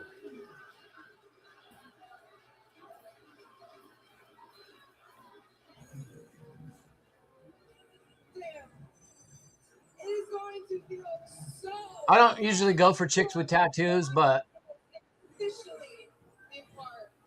she's not Zarya. I can see Zarya coming out to spoil this too.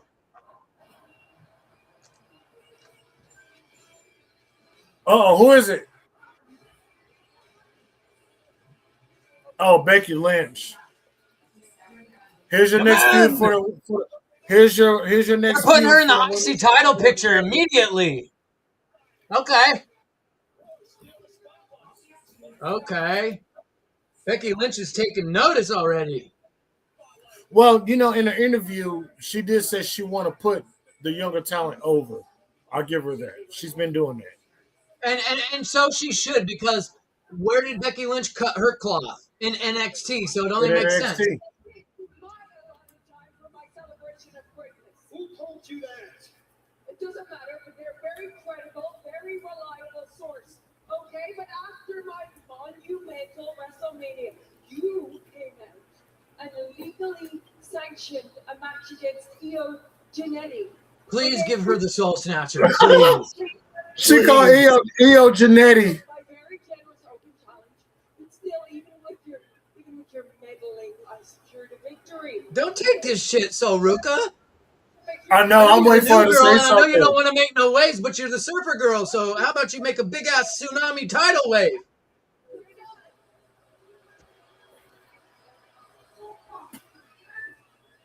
No, actually. Yeah.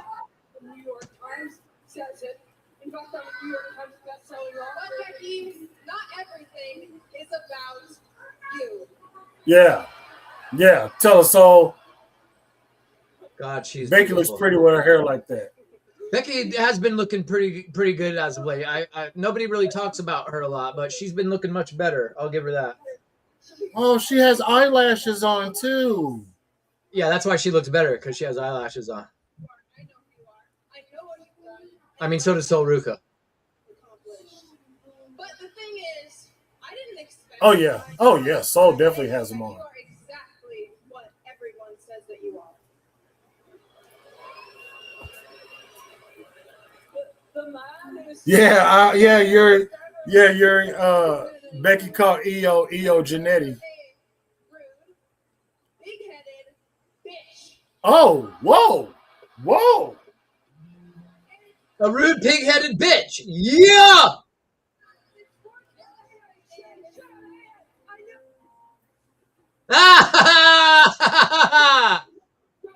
It's not just me saying it, she said.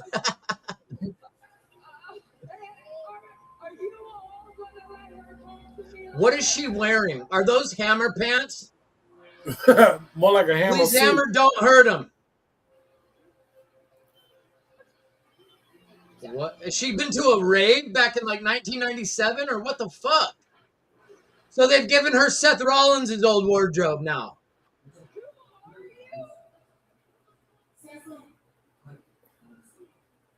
Your next opponent. See you at Backlash. And if you ever interrupt me again, not only will I kick your ass, I'll snatch your soul. Woo! Oh, she Adam could've Pearce here. got first. Reflexes my soul. That was a weak ass one. She's gonna get the soul snatcher. She's gonna do it. Move out the way, Adam. She fucked it up. Yeah. That's okay. Oh. I gotta look away, y'all. I just Secondhand embarrassment. oh. Now, to her credit, she's Look at not the used chat. to Look at doing. the chat. Look at the chat. Look at the chat. Look at the chat. Everybody saw that. Everybody Now, saw that. It was. To her credit, We all to her was like, credit, she doesn't usually do that move in tennis shoes and big old flare denim stiff jeans.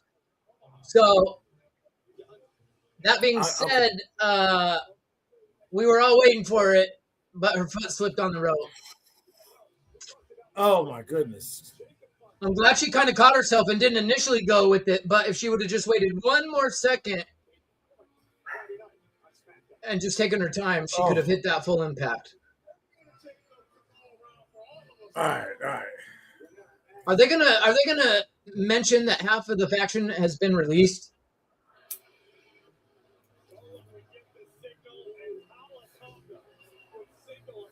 Where's Tama Tonga in all this? Why was it just Solo and Tala?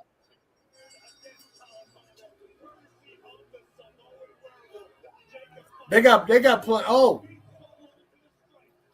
The Tongan Death Grip making its return in spectacular fashion. Shout out to Haku.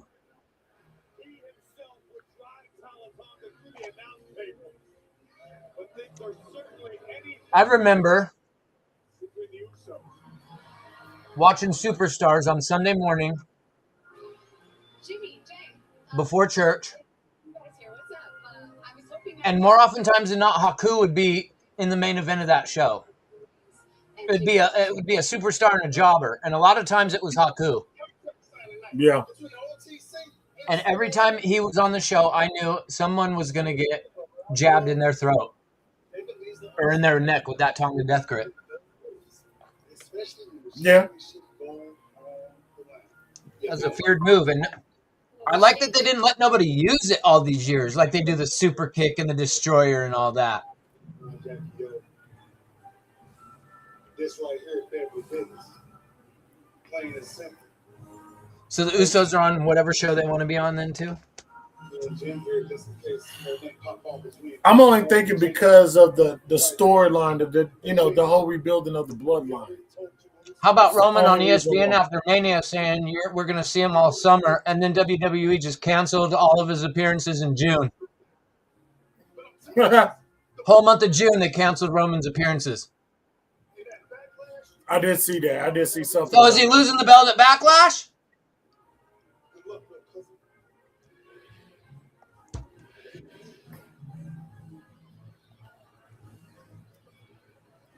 Good luck, little cousin. Why would they cancel all of his June monthly appearances if he was scheduled to appear all month? Well, maybe it's something to do with his cancer treatments. I don't know. But why would he say we'd see him all summer? I believe in Joe Hold Hendry. on! He was on SmackDown! Who was? Joe Hendry he did the concert on SmackDown. Everybody said he was going to be on SmackDown. He did remember he did the concert on Raw last week and did that song that says "Fire Logan Paul." That wasn't SmackDown? That was Raw last week.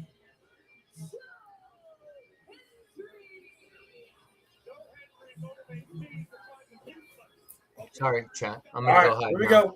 I'm gonna go hide now. My bad. It's the blue lights. That's why I think it's SmackDown. It's his fucking entrance. He's over. Yo, Look at him. Kratos! Yeah, Yuri. Yes. Kratos, Yes. did y'all see I the palmed ringside my price for forehead one just ticket now. to SummerSlam? I botched. I botched worse than Sol Ruka just did. What's the price, Kratos? And the Guardian, the GLC says, I don't see it with Hendry. A lot of people don't. I do. I mean, the guy's he's a great self-promoter. I see it. I mean, it's in a song. he's just overly positive influencer. I get what Guardian's saying. Like those gimmicks typically, especially in the 90s and the early 2000s, they didn't last very long in WWE. However, as a society, we have gone backwards significantly in the last 20 years. And I think collectively, adults are a lot more immature now than they used to be. I truly believe that. And I think that that's why this goofy shit gets over. Social media rules. And Joe Hendry was big on social media. How does this get over, but Elias doesn't? Ain't that something? Kind of weird, right? Same fucking gimmick. It's the exact same gimmick. But you know the deal with Elias. The thing with Elias is that every time he come out and do a little tune or something, he always get interrupted. Elias was really good in the ring, I thought. His physique and how he wrestled, I thought he was good. Yeah, totally different era. Bingo, Hooli. Thank you, Guardian. So it's the social media, man. We have regressed as a nation, as a society, as the leaders of the free world. We're not leading anything. We're literally not. We're leading the planet in the amount of laughs we get from everybody else in the world. Nobody laughs at any other country like they do America. We're jokes to people now. Oh, here we go. He's going to wrestle, though, obviously. He's all oiled up. I think he's going to wrestle. It's going to be Paul. It's going to be the Paul song again. Yeah. The price is almost $9,000 for a ringside ticket for both nights. So roughly, what, $4,500 a night? I told you what the girl that posted on TikTok, what she paid for her whole Mania trip was $60,000. 60 bands. Out of your She said she went all out this year, and next year she will not be doing that. I wasn't either. But 9,000 seems. I mean, if we're talking about what Mania prices were, 9,000 almost seems reasonable. Gordon says, "L1 had no miracle." Miracle. I wouldn't spend $1,000 for a ticket for WWE. They fucked me over, and they fucked us over so hard. We've given them so much money over the years. I'm not doing that again. I'm not doing that no more. Paul, especially for the people of night one. My goodness. Oh, you went to commercial? We're still doing the concert.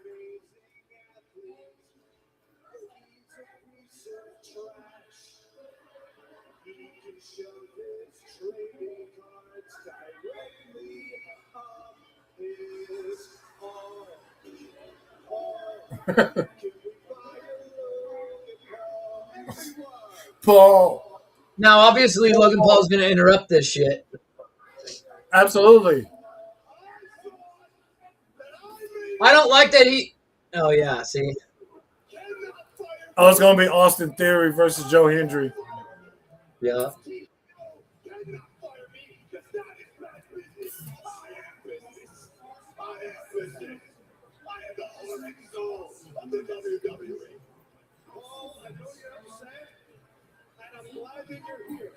So it's just getting to the part of the song that's the apology. You're going to like it. It goes like this.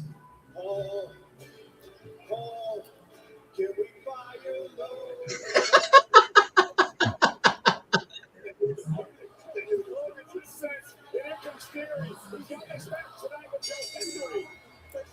There's a microphone stand in the ring.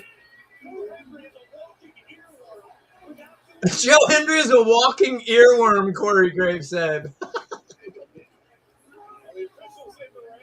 Logan Paul's arms look like action figure arms, bro. What did he do in the last couple of months? He didn't look like that at the end of last year, bro. No. Hanging out with Austin Theory is doing him some good physically. His arms look just like Austin Theory's now. That's crazy.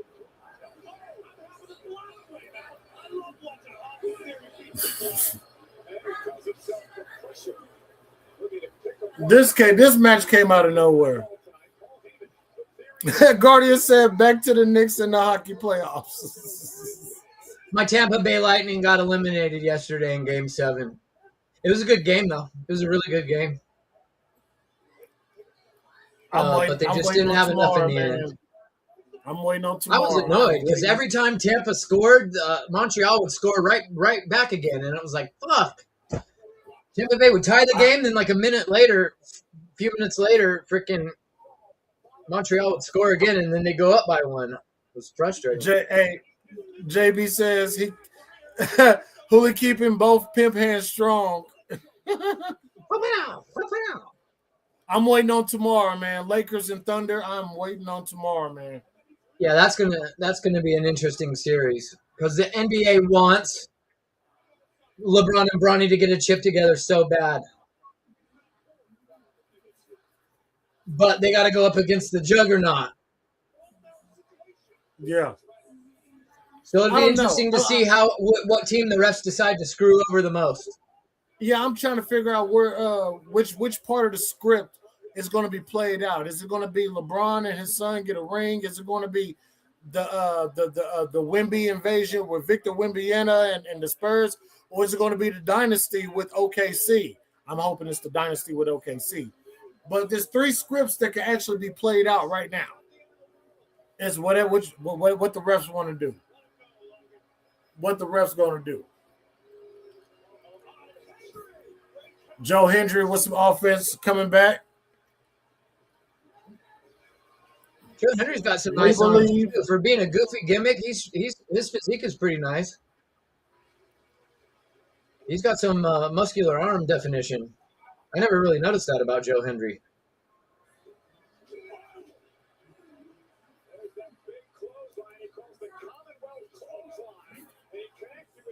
Guardian, the NHL is always lit during the playoffs. I'll catch just random games of teams that I don't even follow because it's just fun to watch playoff hockey. Oh. Who is the dweeb kid in the front row wearing a Matthew Stafford jersey? Oh, and Logan Paul. Oh, I see him. Boo that kid. Here goes Logan another Paul match. Is shredded. Here's another match for Saturday. I mean, Joe Hendry is over. Wherever he is, he gets a nice pop. Logan Paul did not look like this physically when he joined WWE. No, he was way smaller. I'm sorry, but that's not weightlifting. Weightlifting and eating chicken and rice every day doesn't make you look like that. Let's go! We don't pull out, we pull up! Uh-oh, you got the red shoes on. Oh!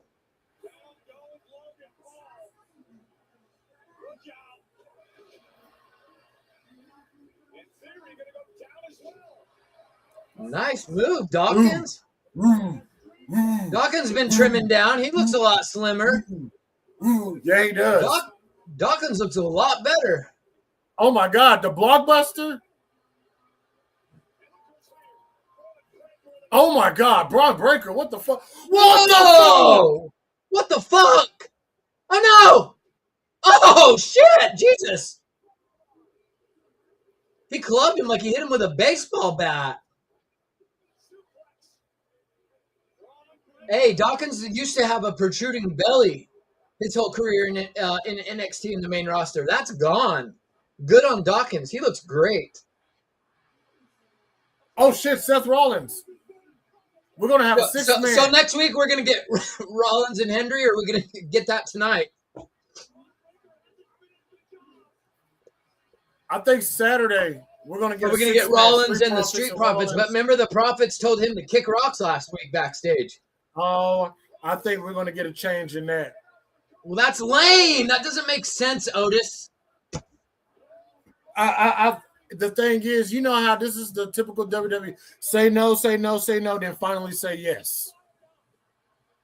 Even when it makes no sense. Because but now, since all three of them were attacked, it only makes sense for the group, for Seth and the Street Profits to join forces now, right? That's WWE logic. Oh shit! Well, he hit his face on the fucking guardrail. Oh shit! Montez Ford flipped all over that motherfucker. His momentum was so strong, he hit his head on the guardrail.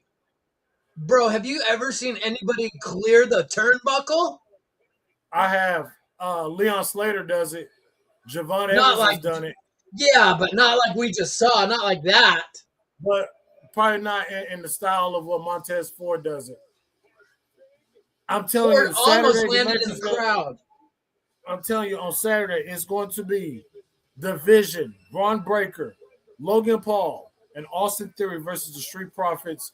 And no, that's right, because they got a one-on-one matchup. They got a one-on-one matchup Saturday. I forgot. It'll be next week, or it'll be the main event tonight. Yeah. So it'll probably be Street Profits versus Logan Paul and Austin Theory for the tag title Saturday, if they make it. The Knicks are up 74-51 at the half. Oh, that game did come on first. I thought that came this on is like the fourth one. S.A. Rios did it also. Look at Roxanne's face over there. Damn, Roxanne looks good, boy. God damn, Roxanne. Roxanne!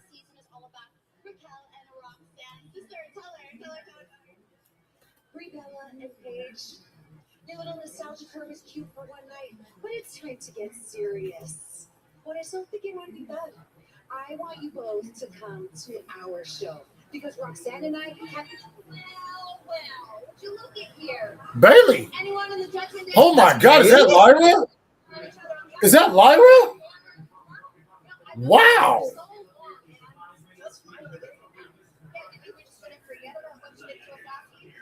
Chat. Oh my goodness. Never mind. I can't say it. I can't say it on the air. I can't. I was gonna, but I can't. Look at how thick Liv is looking. Look at her legs. Look at Roxanne. Roxanne got a fupa. Lyra. Good Lord, Lyra. PP touch. Uh-oh. I don't want to see him just walking backstage like he's a common folk, bro. I don't like that. I don't like that, Otis. All right. We're going to an ad. All right, we got. I don't want to see Oba just in his tribal gear, but just walking around like that's what he wears every day of his life, like normal clothing, shrugging his shoulders backstage, like this is how I am all the time. No, it's not. They're already fucking up Oba Femi, and not egregiously, but little things are just these little things are just going to chip away and add over time. So I want to say this. I believe this whole open, and I had time to think about this. This open challenge initiative that they're throwing at Oba Femi, I think, and I'm trying to say this in a positive light. I do believe that they're doing this open challenge thing just to get some wins up under Oba Femi's record before challenging Roman.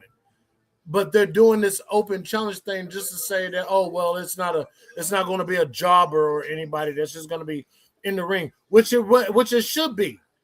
Oba Femi needs to be squashing people left and right. He just defeated Brock fucking Lesnar. We lost Come on another now. one, Otis. We lost another good one. And that's what I'm saying. Like that's the only light of source that I can actually look and see that will save this open challenge theory for Obafemi. It is the only thing. Okay, let's just give him some wins up under the belt, and it's got to be. You got to throw credible people up in there too. There's other ways to do that, and you could do that creatively if you put effort into it, not just said, "Hey, Oba, we've got nothing.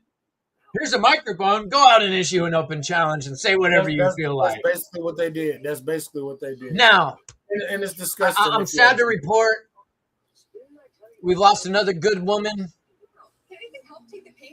We've lost another fine specimen on our TV screens every Friday night. But with that being said, my deepest condolences to the chat, to myself, to Otis. But congratulations to Trick Williams and Lash Legend. I think they're about to get married. I think she posted pictures of her bridal shower over the weekend. Was she looking something? Yeah. Did you hear Trick's backstage promo last week when he came out the trainer's room and they were working on Gingy and he was waiting to get word on Gingy's status? Did you hear the promo he cut about Trick Williams gets what he wants? I didn't hear that, but I've heard of it. And I do plan on going back and at least checking it out. He literally on TV said, Trick Williams gets what he wants. Ask the legend herself, because anytime Trick wants that ass, he gets it, or something like that. That's what he said. And he called out Lash Legend by name. Said anytime he asks her for that ass, he gets it. I was like, what? I'm telling you. And we finna be even sadder. Because I'm pretty sure Lash Legend is going to end up with Baby. I think probably sooner rather than later. Yeah. And doesn't it just kind of feel like that's what's coming? No pun intended. Yeah. We all know who's coming, but that's beside the point. Oh, here we go. Cornhusker hats in the front row. Let's go, Big Red.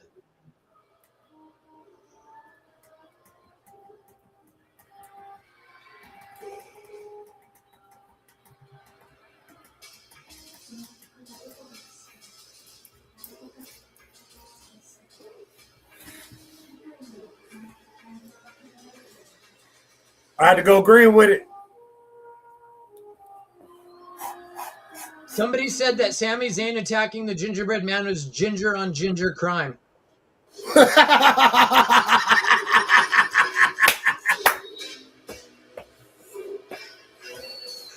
I tried hard not to laugh at that because I didn't want it to seem like I'm racist or some shit, but it was pretty funny. That is pretty funny. He's walking out here like he doesn't have a clue what he's going to say. But you got every grown adult and child in the stadium doing his strut. Every person of any nationality, white people, black people, Hispanic people, old people, children, everybody is doing the Oba strut. He's beyond the most over thing to come out of NXT in a long time. I'm not sure NXT has ever had somebody that's been this immediately over to this level. Roman Reigns wasn't this over when he came up from NXT. They were the Shield. They were bad guys. Nobody liked them. No smoke or no Omaha. Omaha didn't have the budget for the smoke. Michael Cole, you sound terrible. What happened to your mic? So great. Oba's going to come out now and talk every week. I begged for him to be on the main roster for over 2 years. I said last year, why is he not on the main roster for Mania this year? I said that last year. I had to wait an extra year, and this is what they're doing. Send him back to NXT, man.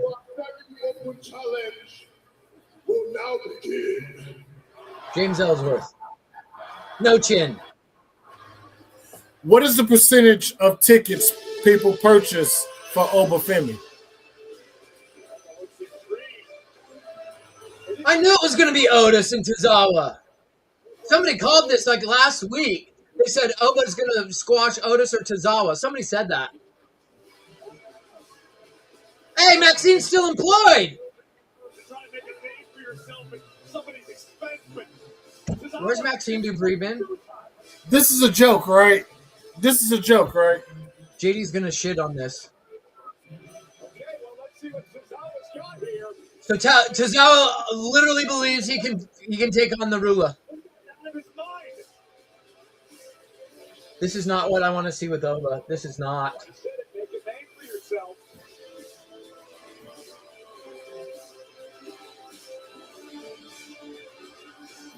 And we haven't seen Maxine since before WrestleMania, and she comes out as a valet, former Intercontinental Champion, or U.S. Women's Champion, whichever one it was. Intercontinental Champion, right? Yeah, Women's Intercontinental Champion. We haven't seen her in like a month and a half. It is going to be Otis.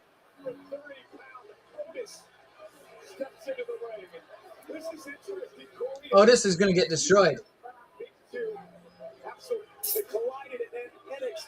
Otis ain't going to get hardly any offense on Oba. Watch. Nobody has as much momentum as Obafemi does these days. The man who slayed the beast at WrestleMania. Yeah, but can you imagine what he was They had like a brief encounter in NXT. tonight? It changed Otis' career. It changed his life. Still on his feet as Otis and Femi go nose to nose. And Femi now runs right into Otis. What a great time for my feed to fucking cut.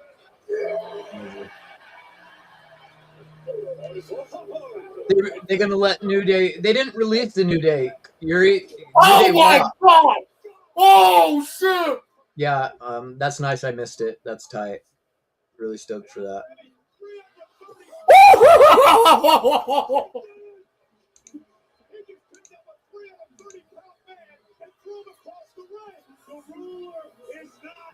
This is fucking AIDS. Holy, are you seeing this? Nah, my feed cut and I can't get it back. Been trying. No, bro. I'll catch the clip on Twitter, I guess. Bro. Otis up now to the second rope. I'm not sure Otis is comfortable up there. Yeah, Femi uses his head. Fuck this shit. Can he get the 330-pounder up? He does. Femi with a fall from grace. He did a fall from grace. Yeah, I knew that was coming. I told you he was going to squash Otis. I knew he was going to crush Otis. Otis got zero offense, didn't he? Huh? Did Otis get any offense? He got a or little none? bit. He got a little bit. That was a But 90-second match, if that. And when I say little bit, I mean minuscule. That was a 90-second match, if it even went that But long. Jesus, you should have saw that European uppercut, and he picked up Otis and threw him like he did that cameraman, that security. Dude. Guardian says Fuck this. Oba is definitely the most over dude in the E, no matter who he works with, bro. I can't even get it on your site now. It's a blank white screen when I type it in.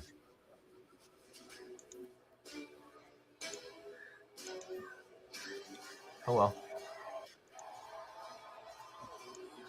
I guess I'll go to Twitter. I'll go to Twitter and see what JD's saying. Somebody got to post that. Somebody had to post that shit.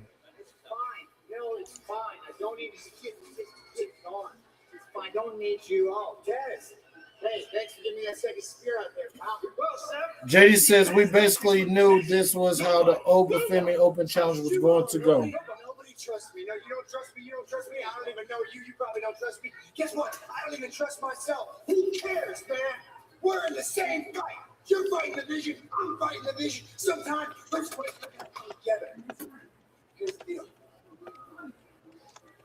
You stay out of my way. I'll stay out of your way.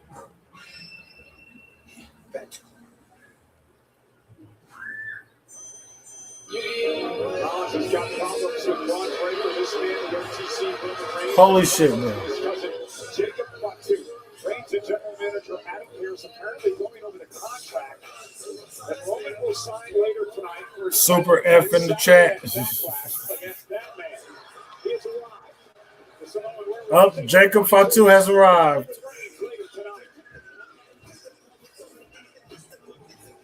That was insane.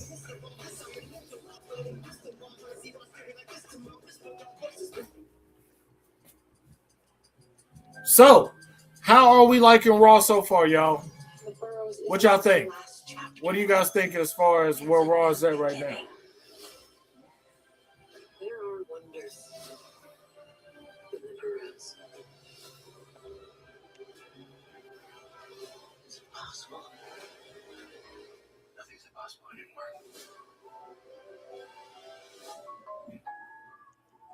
Let me see. What's this? Zepbound, watch this. Zepbound helps adults with obesity lose weight and keep it off. Watch this. So you don't feel stuck on your weight loss journey. People taking Zepbound lost up to 48 pounds. In a study, people using Lilly's Zepbound lost an average of 50 pounds, compared to an average of 33 pounds with up to a 2.4 milligram dose of the Wegovy injection. Don't share needles or pens or reuse needles. Don't take if allergic to it or if you or someone in your family had MTC or MEN2. Tell your doctor if you have all right. swelling in your neck. Stop. How many else we got? We got 4. Severe stomach pain or serious allergic reaction. Damn. Severe side effects may include inflamed pancreas. I think I left my drink in the damn kitchen. I responded to JD's tweet with this. Said, I do not want to see in his tribal gear backstage strutting like that's what he does every day normally. I don't want to see Oba talking to jobbers every week. I don't want to see knockoff versions of his epic entrance in cities like Omaha, Nebraska, and I spelled Nebraska with a capital ASS in it. I'm ready for some dominoes. Even though that's where I'm from, if you're gonna treat going to Omaha low budget and not give somebody like Oba his full entrance with the smoke and everything, and you're gonna just cut little corners in small towns to save a few $1,000 here and there, don't do that at Oba Femi's expense. Yeah, that's a bad move to do. Yours says the show right now is about at a little mid. Yeah, I would say it's really probably like a is. little mid. It's kind of pretty mid right now. Yeah, I agree with you on that. They literally have less than an hour to bring it full circle. You know what sucks? They got to, because it is definitely feel like a mid show. One of the big reasons why we were loving Monday Night Raw up until Mania was because of the Oba and Brock feud and because of how perfectly Brock played his part in all of that and how he directed Oba and that whole build. We had something exciting every week. Yeah. Now that's all over, and now he's just coming out like a regular schmo. Which jobber wants to come out and look goofy? No. Did you not pay attention to how the crowd and social media and the stadiums were erupting for Oba Femi before WrestleMania?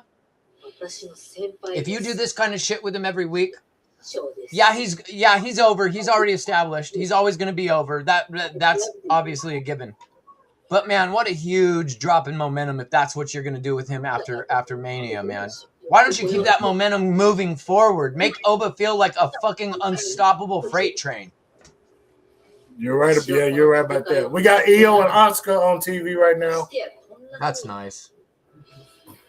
I guess I'll watch They're that. having a sit-down discussion. No, it has. 私が憧れてたアスカはもういない。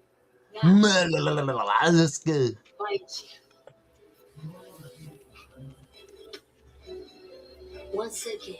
I swear that motherfucker cuts his feet on purpose right before something epic happens on the show.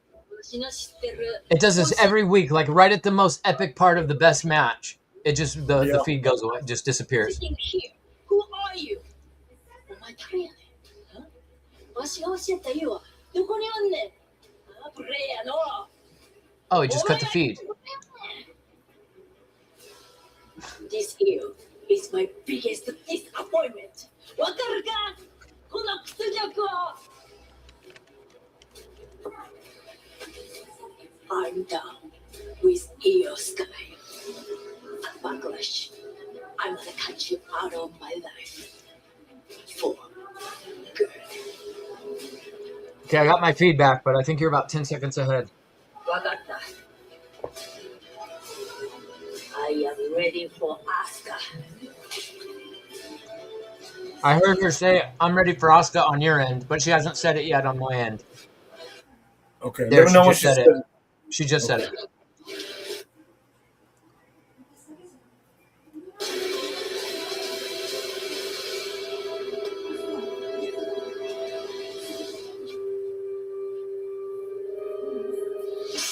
Oh! Missed. Yep, I saw that coming.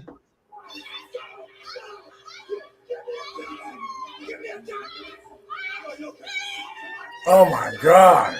Damn, she got her good. Asuka and Io has passed the point of no return.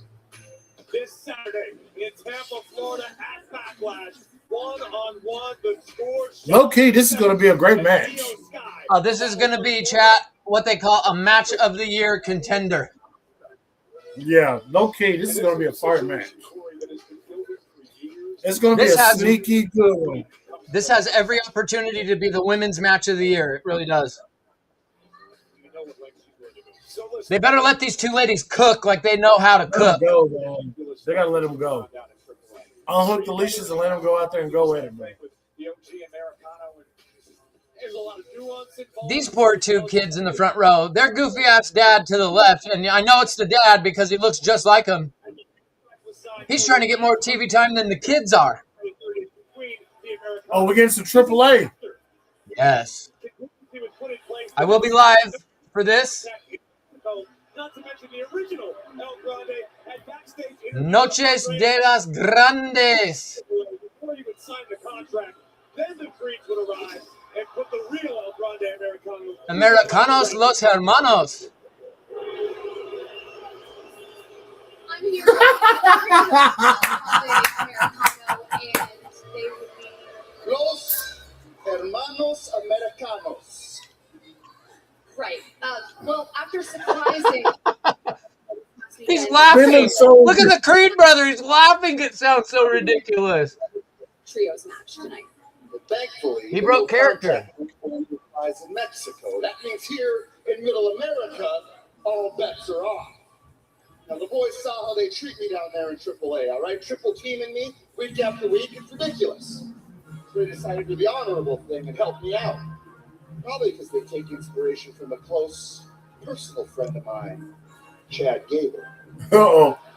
Who's still sidelined with an injury, by the way. But on May 30th, we find out once and for all that there's only one. They really had him say his own name. The original El Grande Americano. Gracias. Gracias? That's Italian. Grazie is Italian, not Spanish, bro. Grazie. He said gracias. So silly. Here's, we know that Bruto and Julio or Brutus and Julius Creed. We saw that happen on Saturday. Yuri, I was kind of wondering that if they bring Kairi Sane back at Backlash. That would be sick. Oh, yeah. Because there's a rumor out there that she may return.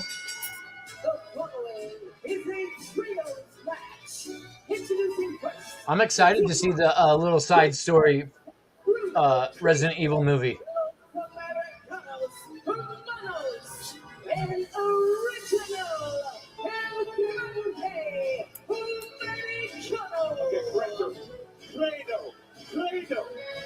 They look so ridiculous. They look absolutely like some hams out there. All right, we're getting more. We're getting some more ads apparently.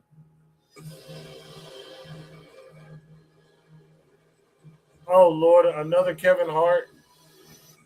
The roast of Kevin Hart. Why? I mean, who the is this? Got the body of Jose and Bar. This is ridiculous. Let it burn. Yeah. Yeah, no thank you. I'm good. No thanks. I could really. This is like 12 years too late for my liking.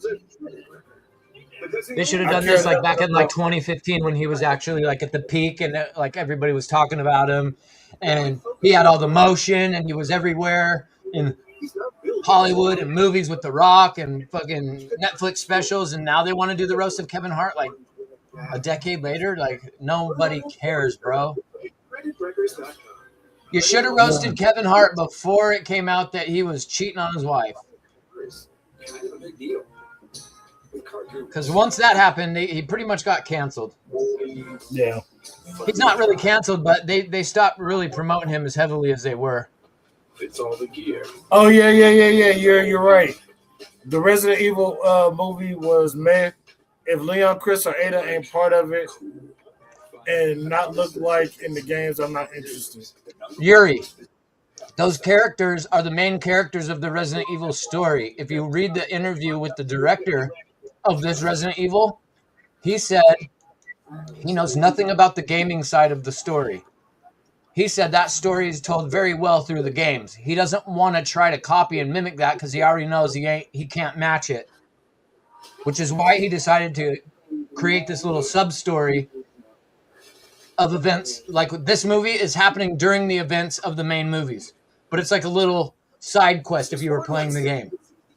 So it's a little side character on a little side quest. It's going to be something totally different than the typical Resident Evil that we're used to. I'm down with that. I want something different. And I don't want it to be a carbon copy of the games because you can't ever make a game as good as it is trying to make it into a movie. You just can't. Yeah, I did see Evil on NXT on Tuesday. I did see Evil. Apparently, he's going to go after the NXT champion, Tony D. And Guardian says, I see Kevin Hart everywhere. He got his hands on everything. Just like John Cena, just like Shaquille O'Neal. Like every damn commercial or something. It's like they got their face on it. Like, damn. The countdown to kickoff is on. Oh, shout out to Manchester United for that win against fucking Liverpool the other day. I watched that game. That game was sick. The United States champion Tiffany Stratton presenting the title of the Vikings. You know who I'm really digging? I almost tweeted her. She put a tweet on Twitter, and I almost responded to it saying, I'm sorry for every bad thing I ever said about you. I almost, but then I didn't. Because it's WWE, and they might fuck her up again. But Charlotte Flair. So this is a trios match. I'm actually really, really liking Charlotte Flair in 2026 a lot. I do too, man. She's pleasant. Saturday, May 30th, chat. I will be live on my channel for Noche de los Grandes. How awesome are the AAA crowds every week, man? That crowd explodes. Here we go. Wasting a little time getting underway. That crowd in Mexico for Grande de los Noches is going to be insane. Will be unmasked in a couple of weeks. It's going to feel like a. You know what's so funny, y'all? You know what's so funny, y'all? There's no one in this trios match that's actually Mexican. No, this whole entire feud, there's not a single. Well, there was, but Chad Gable made her leave the other night.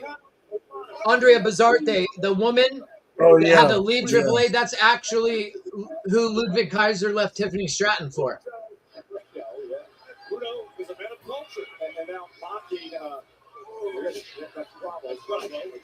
Together in real life, Ludwig Kaiser and that Andrea Bazarte. She's a Mexican model, and I forget what else she does. Yeah, she's fine. But I could also see them having Finn Balor doing the demon gimmick in AAA because his woman is down there too. my life a little Yeah. bit. And here we go now. Oh, the RAWonNETFLIX delivered. And the demon gimmick would fit into Lucha Libre very well, I think, with all the other characters they got down there. Oh, abilities of Rayo Americano. Tremendous damage to the background of two by Julio. Public service announcement, Chad. I'd like to take 5 quick to issue a statement quickly. Who's with me? Fuck Tyler Bate. Here's the cover. Put that away. If he is the original one, he's the one who went to Mexico. Or if you want to be technical, fuck Bravo. Allegedly, but there have been some doubts passed regarding the identity of the original El Grande Americano and its authenticity in the world of That dude has had more wrestling pie than probably anybody else on the roster. Wrestling pie. He's been dipping into the NXT pie stash for many, many years, chat. Yeah, they'll meet that mask versus mask match at the end of the month. Tyler Bate is the beneficiary of perfect timing.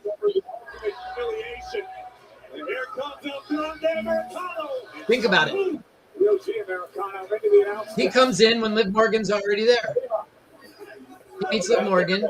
They start dating. They bump him up to the main roster. Him and Liv stop dating.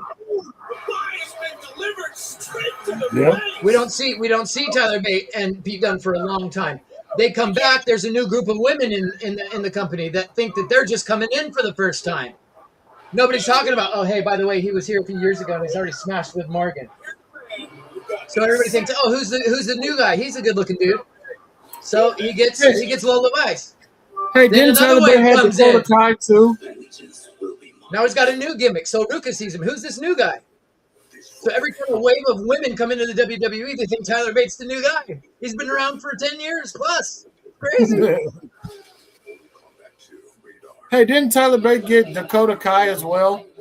Nah, she's I believe she's lesbian. She was with Shayna Baszler. They were together. I thought she had crossed over to the other team for a little bit. She very well may have after the fact, but I know when her and Shayna Baszler were first in NXT, they were dating. That was reported. I don't know when they split up, but I know they were together for a few years. All right. Hold on, The y'all. one who I'll be switched right back. sides was what's her name? Ruby Soho.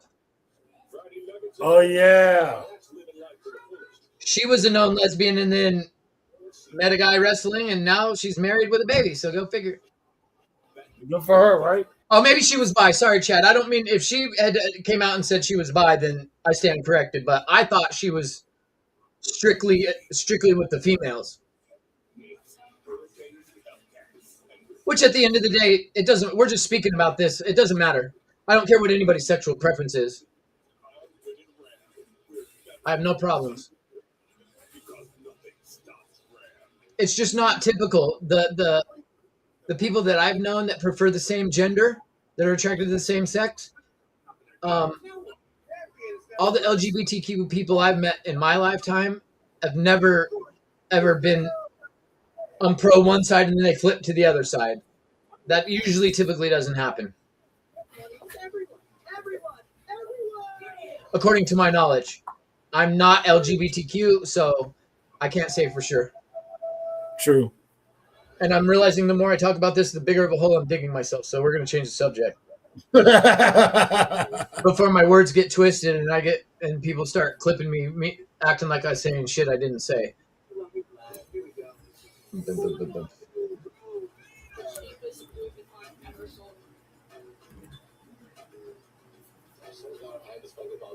This was a success. When you're on Whatnot, it's too much fun.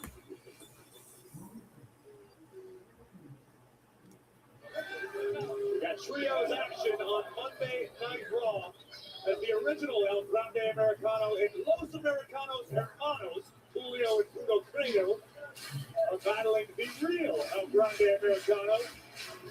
Los Hermanos Americanos. Hermanos Americanos. It's been a hell of a tag team matchup between these six men. It absolutely has created some separation. And how can you get to the OG Hermanos Americanos means American brothers, That man there on the left-hand I side. believe, or American friends. I think hermano is like brother or homie, or it means something like that. And they're doing combat in the center of the ring right now. And these two they hate each other, don't they? Absolutely. They detest one another. Why are these two fighting on Raw when they're doing something better than this down in AAA? This is dumb. They're trying to blend both shows to a degree. But then but if you're watching both shows, we just saw a stipulation say that he can't touch Chad Gable until Only the in mask Mexico. versus mask match. Only in Mexico. The Yeah, contract but they is didn't only say that in AAA the other night. They didn't make that clear. I hate They when really WWE adds the caveat later on just so they can put their guys on TV and get away with a technicality. I hate that shit more than anything. Power of the original. Los Americanos coming to the aid of the real. Oh, no. Look at the power. Wow. A chaotic suplex from OG.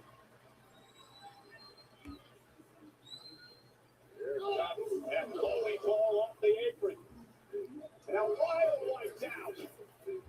All right, Mr. Americano. Now making the climb to the top turnbuckle. Here comes El Grande Americano who causes interference in Rio. That looks real familiar. Julio taken to the skies. Look at this power. Julius Creed-like.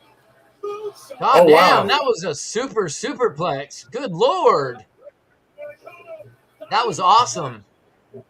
He headbutted him with the plate.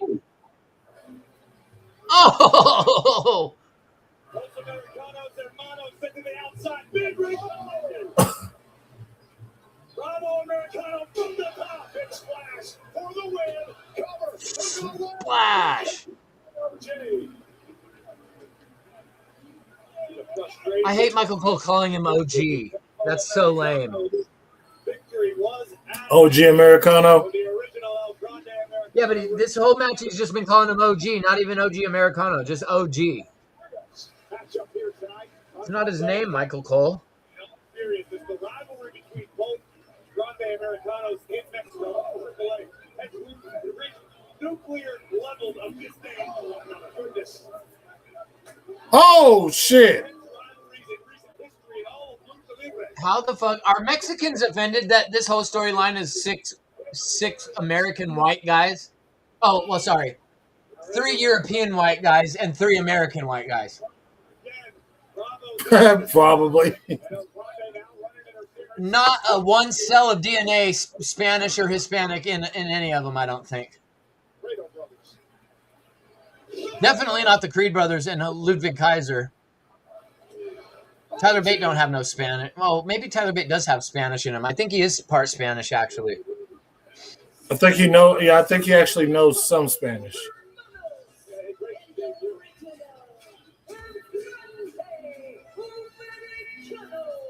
Here's the original and Los Americanos hermanos. Yeah, Ludwig Kaiser is so winning that mask versus mask match. You know he's Yeah, winning. he is. Yes, he is. He's definitely winning that. But I could I also think it's see time. the addition of the Creeds screwing over the whole match and us not getting an actual payoff until like somewhere closer to SummerSlam time. Yeah.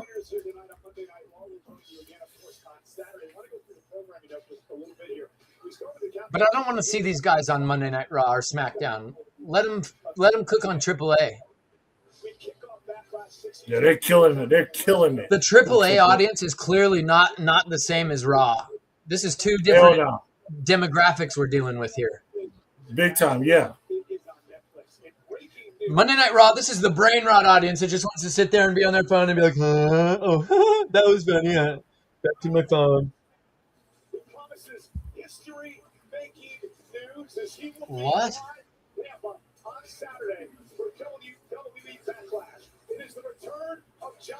He's got some announcement. Yep. He's going to announce WrestleMania being in London, isn't he? For 47. No, because that's too far away. They wouldn't do that. What's he going to say? That's gonna be. History. It's gonna be interesting to see what he says.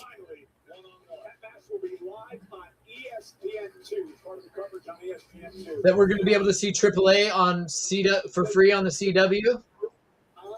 The champion, Rick Williams, of course, Lil Yachty will be up there as well, taking on the former champion, Sami Zayn, come Saturday. And tag team Trick Willie. The Miz joins forces with Kit Wilson. Who is That looks like Danhausen? Finn Balor. That looks like Finn Balor's outline.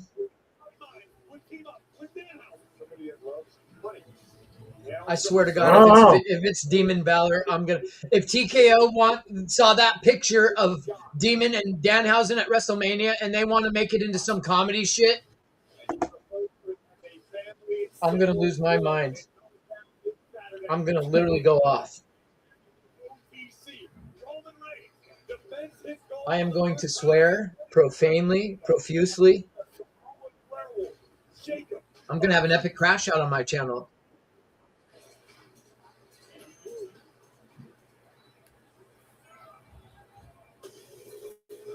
All right, here we go. Main event time. Already? Holy shit. Felt like we watched more ads than wrestling.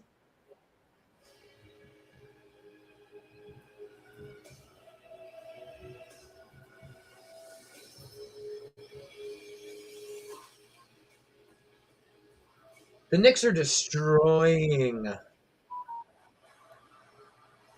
Philadelphia.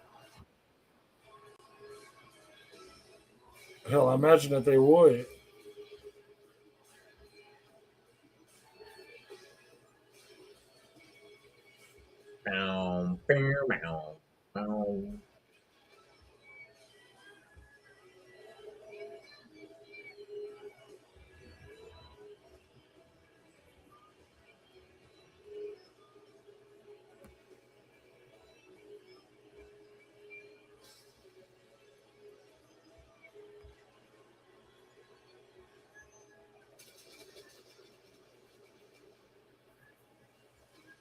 God. So Roman can get pyro in Omaha, but not Oba. Oba can't get no fog.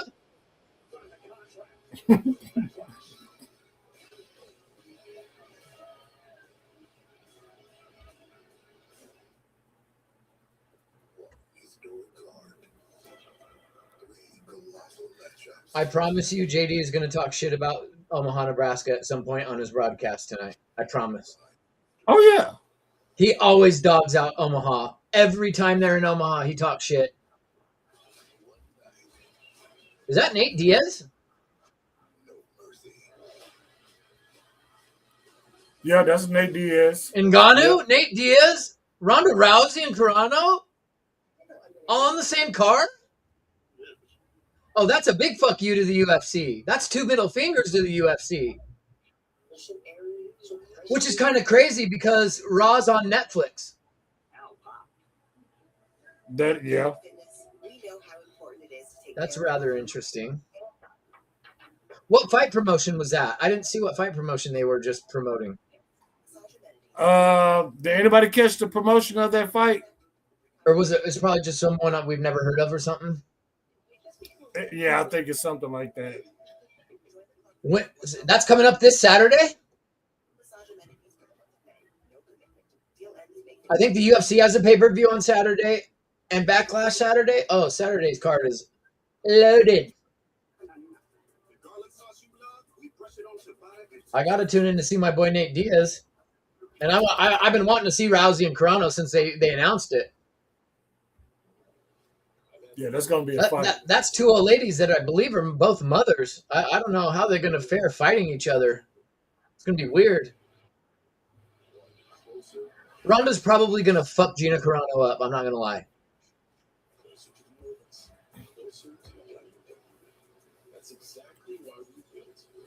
Shout out to the hair and makeup crew in WWE for tonight, making the women look absolutely bananas. Makeup and wardrobe. 3 thumbs up if you get what I'm saying. 3 thumbs up. Chat, yes. I'm only holding 2. Use your imagination.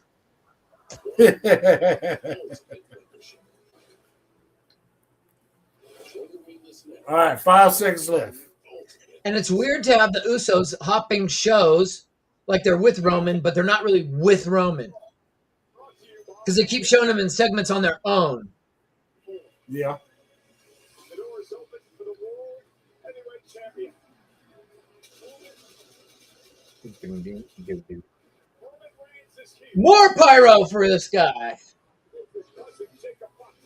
I guess you see why all the Nebraska budget went, huh, Holy? Just send Oba. I hope you just get a wild hair and just say, you know what? I'm going to bypass all this goofy shit that they booked me for the next couple of months. I'm going right to the meat and potatoes. Just come out here on your own accord, Oba. Just throw a real wrench into everybody's plans. Yeah. Get yourself some real backstage heat with the brass. Right now, yeah. Show TKO you ain't fucking around, bro. Yo, what's going on? Shout out to you. That's Draco, my homie.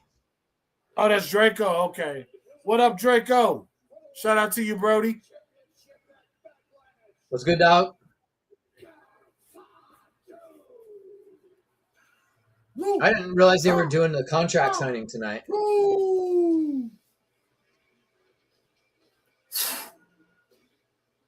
Boom, boom, boom,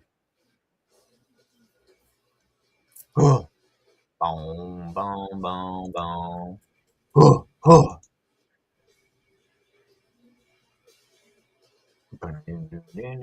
See, I felt like Jacob had the aura like Oba, and then they made him into a talking head every week. So I was like, God damn it.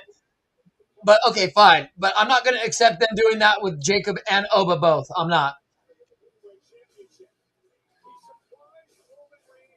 You got to leave one guy a mystery. How do you feel about it? Well, you definitely got to leave a guy a mystery, but I think WWE had a plan to get Jacob into the business. They had a plan to get him into this bloodline story with Solo, and they also had an even quicker plan to break him away from that scene as well. Do you realize that Jacob Fatu, do you realize how fast Jacob Fatu got over when he got in? People were clamoring for him to be a solo artist right then and there.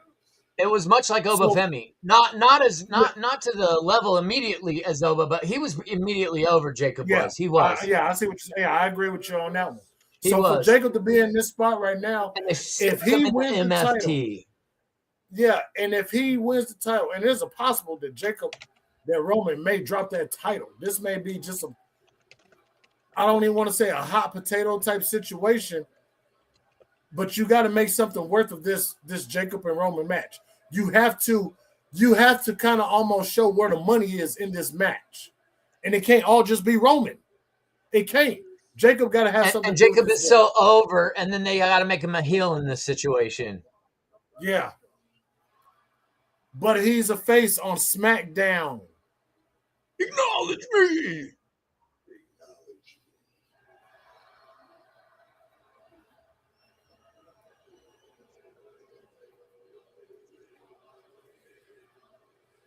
OTC, OTC, OTC. Well, that would explain why I have no idea what you're talking about, JB. I've never seen a Harry Potter movie, so I don't know who Draco Malfoy is. That's not just love. That's the sound of respect. Yes. Okay. You don't think I know where you come from, little cousin? You don't think I was watching from afar? He keeps calling him little cousin. Just hanging out here. Now, you was grinding for what, 12 years? Well, I've been here for over 12 years.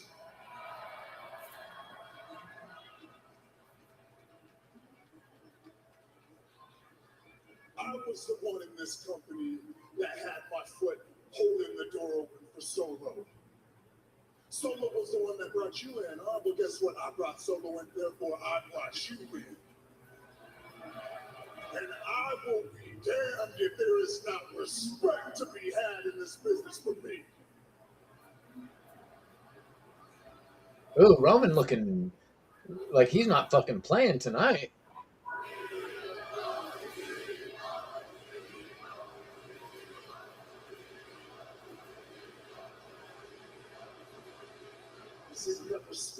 Jacob ain't gonna sit there for too long. Still, that's not who he is. He ain't.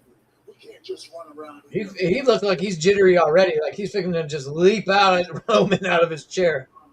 That we can hang our hat on, you understand? The Tongan death grip. You disrespect me with something that you save for desperate measures? Well, I mean, what do you think this is? We're in the bar at 3 a.m. and you're surrounded 8 to 1. That's when you pull out the Tongan breath grip. That's when you snap somebody's throat. You don't do that to family.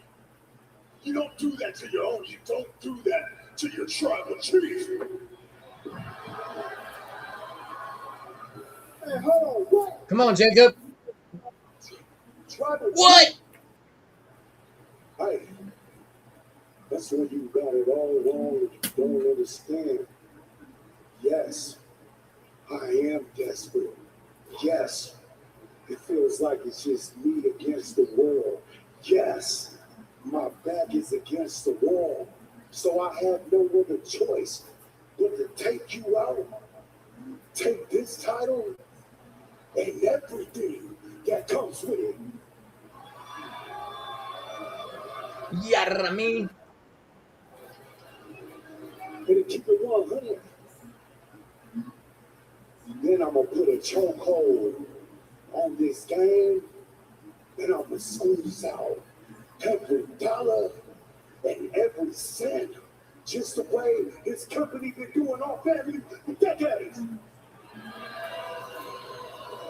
So what I'm talking about, yes. no breaks with it. It doesn't mean slowing down. It means moving forward and never going back to where I came from. So yes, Roman, I am desperate. I'm desperate enough to do anything for my household, even if I gotta run through my own blood. That's what I'm talking about here. Household. Wait, let's just get this out the way.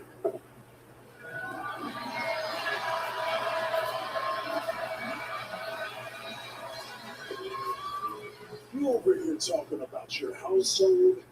I just told you I've been up here over a decade grinding for multiple households. You worried about 7 kids? I'm worried about 170 kids that fulfill our family. You worried about higher education? I'm worried about generation after generation of higher education. Because I'm the one that can do that. I got the proof of concept. I got the respect. This company, they want to do business with me.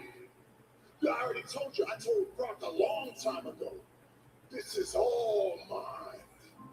This is my ring. And yes, in our family, we're equals. We're of the same blood. But in this ring, Jacob, you're beneath me. Oh. Oh! Oh! Death grip! Death grip! Oh, Roman was ready for it. Oh, shit. Oh! Oh, he blasted him with the chair. Uh-oh. Jacob's really good at no-selling. Got him again. Death grip! Roman's fought out of the death grip twice now. Adam Pearce can't do shit but just watch this happen. Your main event is happening 5 days before the main event, Adam Pearce. I got him again. Oh, damn.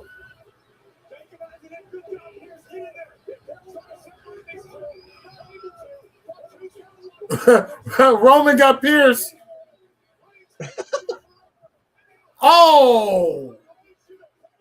Table's supposed to break. It kind of did.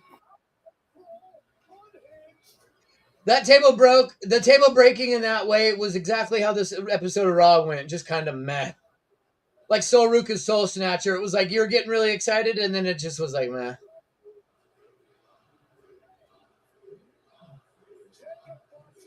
Wait, now the crowd is chanting Fatu? They were just booing him and chanting for OTC. The fans are fickle, man. Oh, my God. Omaha, you're making me look bad, man. Roman's winning. Come. There's a reason why I haven't been back since I was 18, chat. This was a very short-lived Monday Night Raw. Wow. There's nothing creatively interesting with this writing team. I mean, it's just the same rinse and repeat that we've seen on SmackDown, bro. This was a 6.5 show, 6.5 level show. That's probably being 6.5. Fairly generous. 6.5. It's a whatever show. That's what it is. Yeah, get this shit off my screen. Yeah, the fickle is very real. I've never got off of Netflix so fast. It was just crazy. For real. For real, bro. Good Lord. Damn, Kofi Kingston's tweet just hit me in the feels. I'd rather sit here and look at my thumbnail picture for the show. What's your thumbnail picture? For today's show, the thumbnail picture that I made for today's stream. By the way, yeah, bringing that up real quick. Shout out to the thumbnails you've been creating. Even my homie Draco commented today that because I was on the phone to him on my way home after I spoke to you, and I was giving him, he asked for your channel, so I was telling him what your channel was, and then that was like one of the first things he said. He was like, oh, his thumbnails are sick. And I'm like, yeah, we use the same program, and Copilot creates the same style thumbnails for you every week. When I punch in, it's like I get different looking shit every week, so I don't know whatever you've done the thumbnails look really good. I appreciate it, man. It's just the way you got to word the things and stuff like that when it comes to Copilot. I'm starting to kind of understand how I want to do it, and it's just, I mean, they look really good. I'm looking at it right now, and it looks really good. Got the WWE Championship in the middle with our IWC Tag Team titles, of course. You know, got to keep those, but yeah, man, I always try to switch it up as much as I can, especially for like the big events and stuff. Now, when I get the duck away, when the duck goes away, and I can able to do and have my my little sound bits and everything, and y'all be able to see the new intro, it's going to be epic. It's going to be epic. Yuri says it's a mid-gasmic. Nah, it was less than that, bro. It's way less than. It is the show. I give the show. The only time my PP was hard was when Liv and Roxanne were out there. That's it. Otherwise, I had a fucking. Otherwise, my shit was pointing at the floor the whole show. I did not know this, but apparently Chelsea Green just underwent a heart procedure today. I guess she's been for 10 years. She's been dealing with a condition called SVT, or known as supraventricular tachycardia or something. It's a condition where the heart suddenly beats very fast due to an electrical short circuit in the upper chambers of the heart. So she's probably going to be out for some time. And there's a picture of her and Zack Ryder in the hospital. She's on the bed, but I had no idea. That explains where she's been. But speedy recovery to Chelsea Green, because I really like her. Fucking Wimbiana fucked up my parlay. He got 6 blocks in the game. The guy's an alien, dude. It's a freaking, freaking nature. It's a freaking alien. He's like Kevin Durant in like Manute Bull's body. Oh, dear God. If you remember Manute Bull, that guy was the tallest guy I'd ever seen in my life. I met him in an elevator in a hotel, and I was literally, I can't even tell you how beyond scared shitless I was when I saw that guy's face. Dude, Manute Bull is he's a tall dude. He's definitely a tall guy. Definitely a tall guy, man. Hey, that's it for Monday Night Raw, man. Look, hey, I'll be live Saturday for Backlash. Y'all know who's going to be with me. It's going to be my tag team partner, Hooli. And then right after Backlash, Hooli goes live for AAA. You might see me on that show with him because AAA is going to be fire this week, man.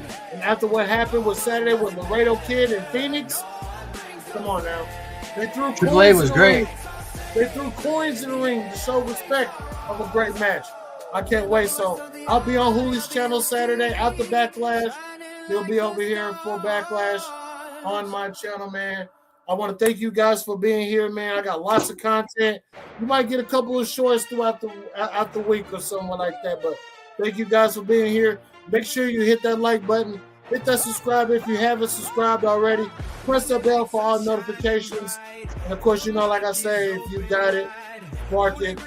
Hooli, you got anything you got to say, bro? No. Raw was...